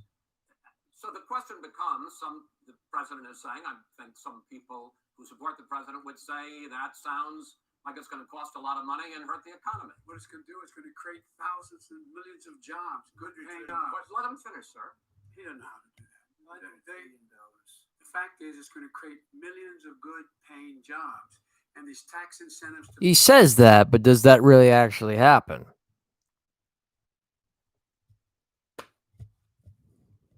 For people to weatherize, which he wants to get rid of. It's going to make the economy much safer. Look how much we're paying now to deal with the hurricanes. By the way, he has an answer for hurricanes. He said maybe we should drop a nuclear weapon on them. I never said that. That's what he did say. You made it up. And here's the deal. You make up. We're going to be George W. Bush kind of made some stupid remark about that. Hard, good jobs by making sure the environment is clean and all are in better shape. We spend billions of dollars now, on floods, hurricanes, rising seas. We're in real trouble.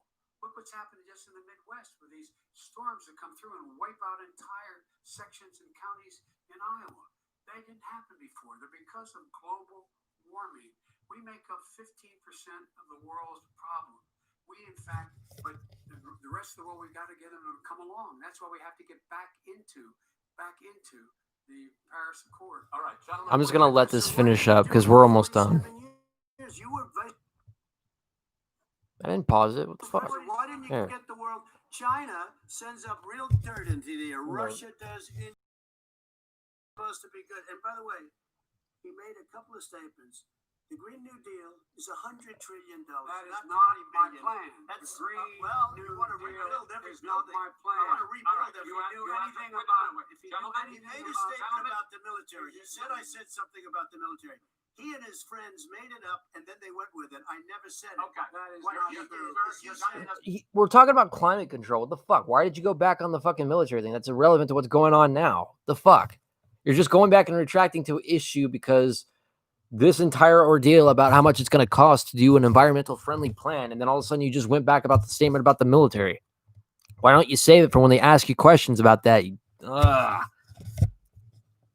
Fuck.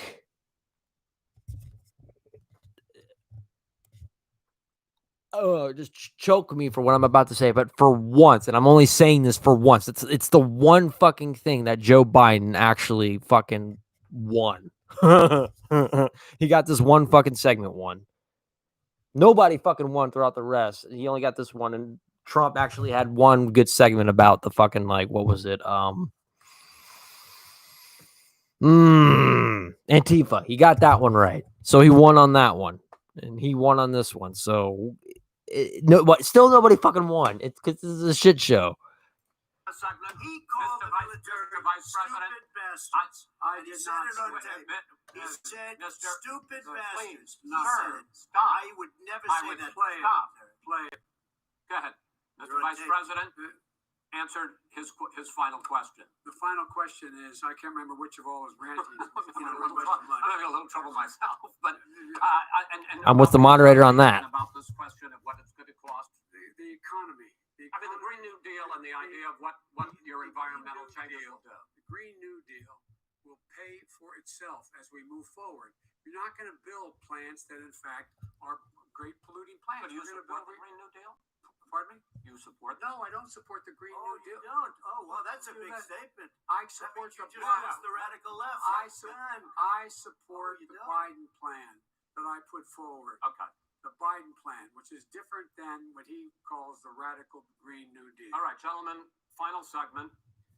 Election integrity. As we meet tonight, millions of Americans are receiving mail-in ballots or are going to vote early. How confident should we be that this will be a fair election? And what are you prepared to? I don't think this is going to be a fair election in my eyes. I think that this is a fucking rigged shit, and we're all living in fear, and that these two are just, I just feel like, in my own opinion, my own personal point of view, this is not disrespecting anyone's political ideologies. I just feel like no matter what happens in the state, we're just going to be put in some bigger mess than usual before, and it's just going to be an issue. And I think that's as the American people, we have to set it right no matter who gets voted. It doesn't matter. Whoever gets voted in office, it doesn't matter at this point. We as the American people, we have to set shit right. We have to set the better example here. We can't let these two fucking shitbags run things to the ground. We have to be the ones to pick up the pieces and carry on. But again, I'm not going to judge people. If you're a Trump supporter, you're a Trump supporter. If you're a Biden supporter, you're a Biden supporter. I'm just saying that we have to at least, regardless of our political ideologies, we have to think together, struggle together, work together, prosper together, not do shit like this. Otherwise, we're not going to get anywhere. We're not. It's what I'm driving at. And yeah, this debate was structured like someone had ADHD. I agree on that point. Over the next mail-in ballots after Election Day, what are you prepared to do to reassure the American people that the next president will be the legitimate winner of this election? In this final segment, Mr. Vice President, you go first. Prepared to let people vote. They should go to iwillvote.com, decide how they're going to vote, when they're going to vote, and what means by which they're going to vote. His own Homeland Security Director, and as well as the FBI Director, says there is no evidence at all that mail-in ballots are a source of being manipulated and cheating. They said that. The fact is that there are going to be millions of people because of COVID that are going to be voting by mail-in ballots like he. But how do I know that's not fucking rigged? This is why I don't fucking trust that shit. I don't. It leads me back to the whole fucking shit about the mail-in ballots being thrown in the fucking dumpster again. How do I know that shit isn't going to be fucking rigged and it's not going to fucking count through?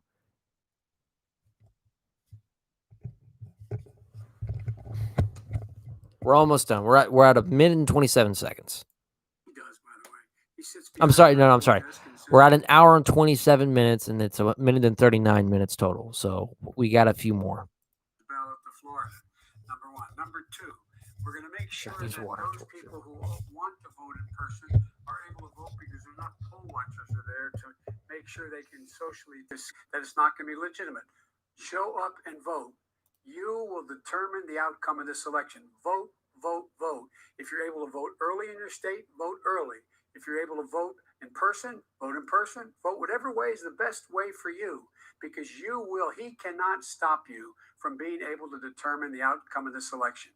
And in terms of whether or not when the votes are counted and they're all counted, that will be accepted. If I win, that will be accepted. If I lose, that will be accepted. But by the way, if in fact he says he's not sure what he's going to accept, well, let me tell you something. It doesn't matter, because if we get the votes, it's going to be all over. He's going to go. He can't stay in power. It won't happen. It won't happen. So vote. Just make sure you understand you have it in your control to determine what this country is going to look like the next 4 years. Is it going to change? You're going to get 4 more years of these lies. Mr. President, 2 minutes. So when I listened to Joe talking about a transition, there's been no transition from when I won. I won that election.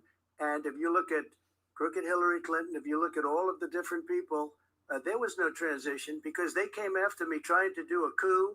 They came after me spying on my campaign. They started from the day I won, and even before I won, from the day I came down the escalator with our First Lady. They were a disaster. They were a disgrace to our country. And we've caught them. We've caught them all. We've got it all on tape. We've caught them all. And by the way, you gave the idea for the Logan Act against General Flynn. You better take a look at that, because we caught you in a sense. And President Obama was sitting in the office. He knew about it too. So don't tell me about a free transition. As far as the ballots are concerned, it's a disaster. A solicited ballot, okay, solicited is okay. You're soliciting, you're asking, they send it back, you send it back. I did that. If you have an unsolicited, they're sending millions of ballots all over the country. There's fraud.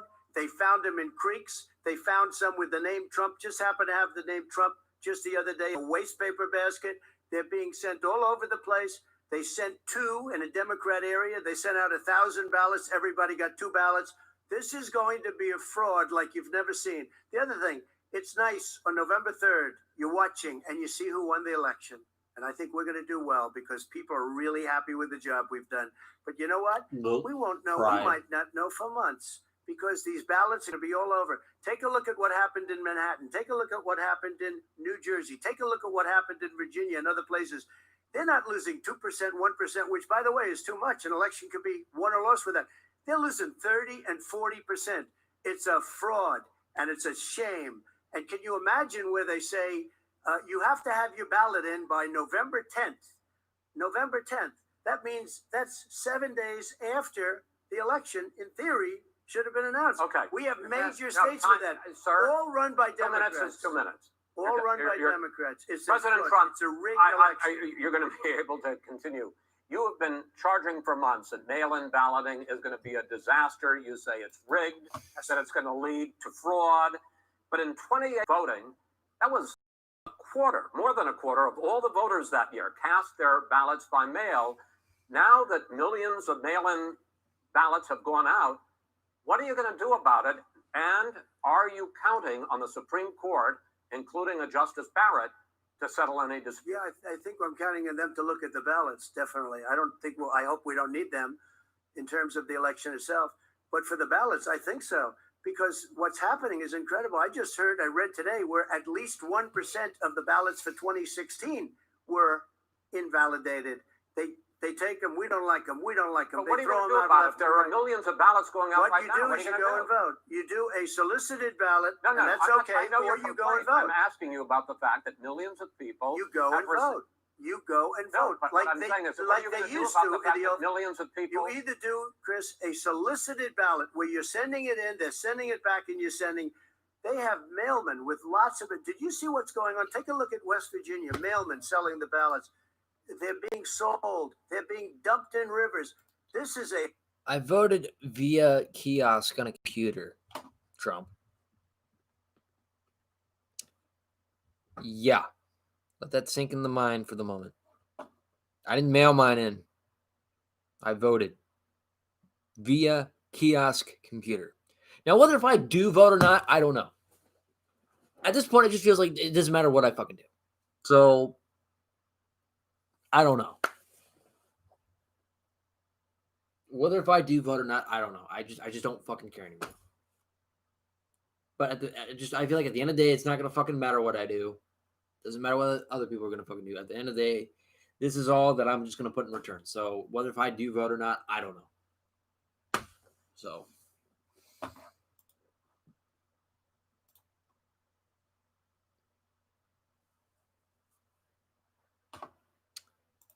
All right, let's finish this shit up. We got about 7 more minutes. A horrible thing for our country. This is not going to end well. This is not going to end well. 5 states have had mail-in ballots for the last decade or more. 5, including 2 Republican states. And you don't have to solicit the ballot. It's sent to you. It's sent to your home. What they're saying is that it has to be a postmark by election day. If it doesn't get in till the 7th, 8th, 9th, it still should be counted. He's just afraid of counting the votes. You're wrong. You're wrong. I want to continue with you on this. Vice President Biden. Chris, he's so wrong when he makes a statement like that. Excuse me. Vice President Biden, the biggest problem, in fact, over the years with mail-in voting has not been fraud historically. It has been that sizable numbers, sometimes hundreds of thousands of ballots are thrown out because they have not been properly filled out, or there is some other irregularity, or they missed the deadline. So the question I have is, are you concerned that the Supreme Court with a Justice Barrett will settle any dispute? I'm concerned that any court would settle this because here's the deal. When you get a ballot and you fill it out, you're supposed to have an affidavit. If you didn't know, you have someone say that this is me. I want this to be over already. Able to, if in fact you can verify that's you before the ballot is thrown out, that's sufficient to be able to count the ballot because someone made a mistake and not dotting the correct I. Who they voted for, testify, say who they voted for, say it's you. That is totally legitimate. All right. When you have 80 million ballots, I have a final Senate question. and swamping the system, you know it can't be done. You know it can't. And already all right. there's been so now, fraud. gentlemen, and the final question is, in 8 states, we can keep talking. In 8 states, election workers are prohibited, currently by law, 8 states, from even beginning to process ballots until election day. That means that it's likely, because there's going to be a huge increase in mail-in balloting, that we are not going to know on election night who the winner is, that it could be days, it could be weeks, it could be months, until we find out who the new president is. So I first to you, sir, finally, for the vice president, I hope neither of you will interrupt the other. Will you urge your supporters to stay calm during this extended period, not to engage in any civil unrest, and will you pledge tonight that you will not declare victory until the election has been independently certified? President Trump, you go first. I'm urging my supporters to go into the polls and watch very carefully, because that's what has to happen. I am urging them to do it. As you know, today there was a big problem. In Philadelphia, they went in to watch. They're called poll watchers, a very safe, very nice thing. They were thrown out. They weren't allowed to watch. You know why? Because bad things happen in Philadelphia. Bad things. And I am urging my people. I hope it's going to be a fair election. If it's a fair election, I am 100%. Bad things happening in Philadelphia. Guess what? Bad things happen in Detroit. Bad things happen in Atlanta. Bad things happen in fucking Los Angeles. Bad things happen in Dallas. Bad things happen in Birmingham. Bad things happen in Tampa.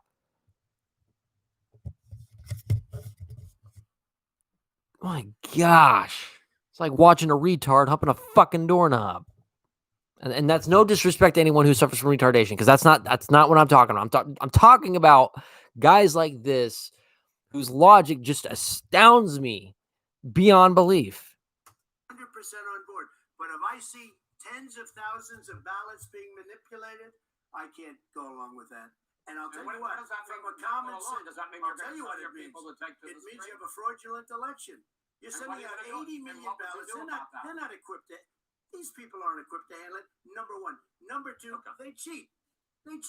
Hey, They found ballots in a waste paper basket 3 days ago, and they all had the name military ballots. They were military. They all had the name Trump on them. Vice President think Biden, that's good? Vice President Biden, final question for you. Will you urge your supporters to stay calm while the vote is counted, and will you pledge not to declare victory until the election is independently certified? Yes, here's the deal. We count the ballots, as you pointed out. Some of these ballots in some states can't even be opened until election day. And if there's thousands of ballots, it's going to take time to do it. And by the way, our military, they've been voting by ballots since the end of the Civil War, in effect. And that's what's going to happen. Why is it for them somehow not fraudulent? It's the same process. It's honest. No one has established at all that there is fraud related to mail-in ballots. That somehow it's a fraudulent process. It's already been established. Take a look at Carolyn Carolyn Maloney's race. You had an opportunity Look to at respond. Carolyn Maloney. Go ahead. They have no idea what Vice happened. President Biden, go ahead. He has no idea what he's talking about. Here's the deal. The fact is, I will accept it, and he will too. You know why? Because once the winner is declared after all the ballots are counted, all the votes are counted, that'll be the end of it. That'll be the end of it. And if it's me, in fact, fine. If it's not me, I'll support the outcome. And I'll be a president not just for the Democrats. I'll be a president for Democrats and Republicans.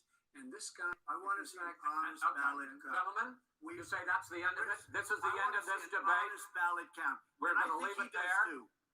To be continued as in more debates as we go on. What an unproductive debate. Vice President Biden, it's been an Jeez. interesting hour and a half. I want to thank you both for participating in the first of 3 debates that you have agreed Okay, to hold on. engage in. We Wait a want to minute. Thank Case Western Reserve. So let's see. What was the guy's name?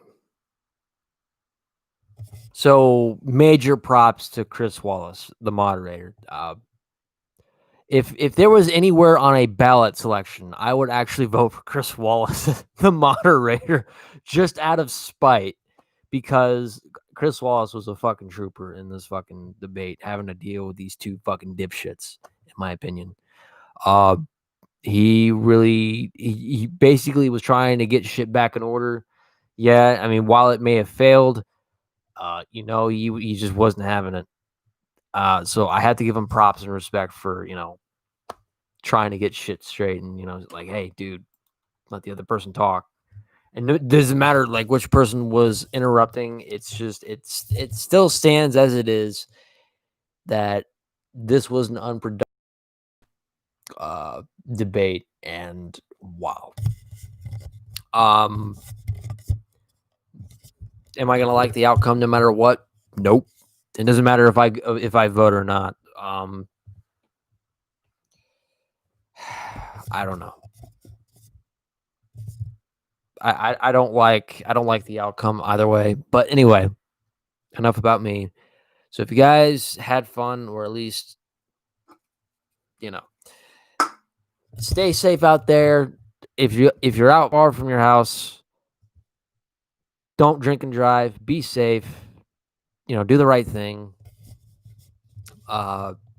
Which again, I'm not pressuring anybody to do anything. If you want to do what you want, if you want to vote, that's up to you. If you don't want to vote, that's up to you. I'm not going to pressure you. I'm not going to be like the celebrities on Twitter or Instagram. Your life is your life. Your way is your way. I can't judge you. That's your thing. I'm not going to judge you for it. You do what you got to do. So I do thank you guys for coming to my stream, hanging out with me for about over 3 hours. Oh my gosh. So other than that, I'm just glad we got through it finally, and this is the first and only time I'm ever going to go through this. So, thank you guys. Thank you, Orlando Rainbow, and thank you to the Donald_J_Trump account for showing up.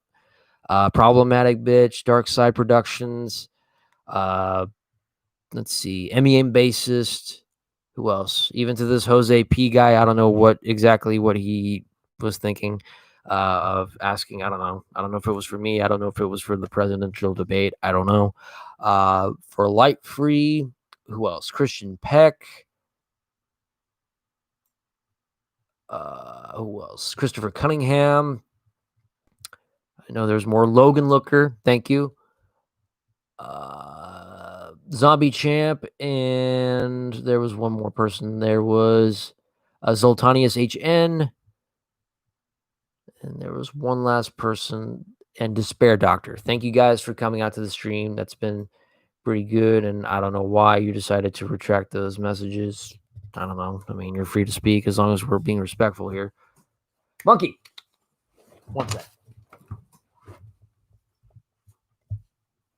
Okay, cool. As long as you're away from it. Anyways, thank you guys for coming out to the stream. You guys have a wonderful day. Stay safe out there.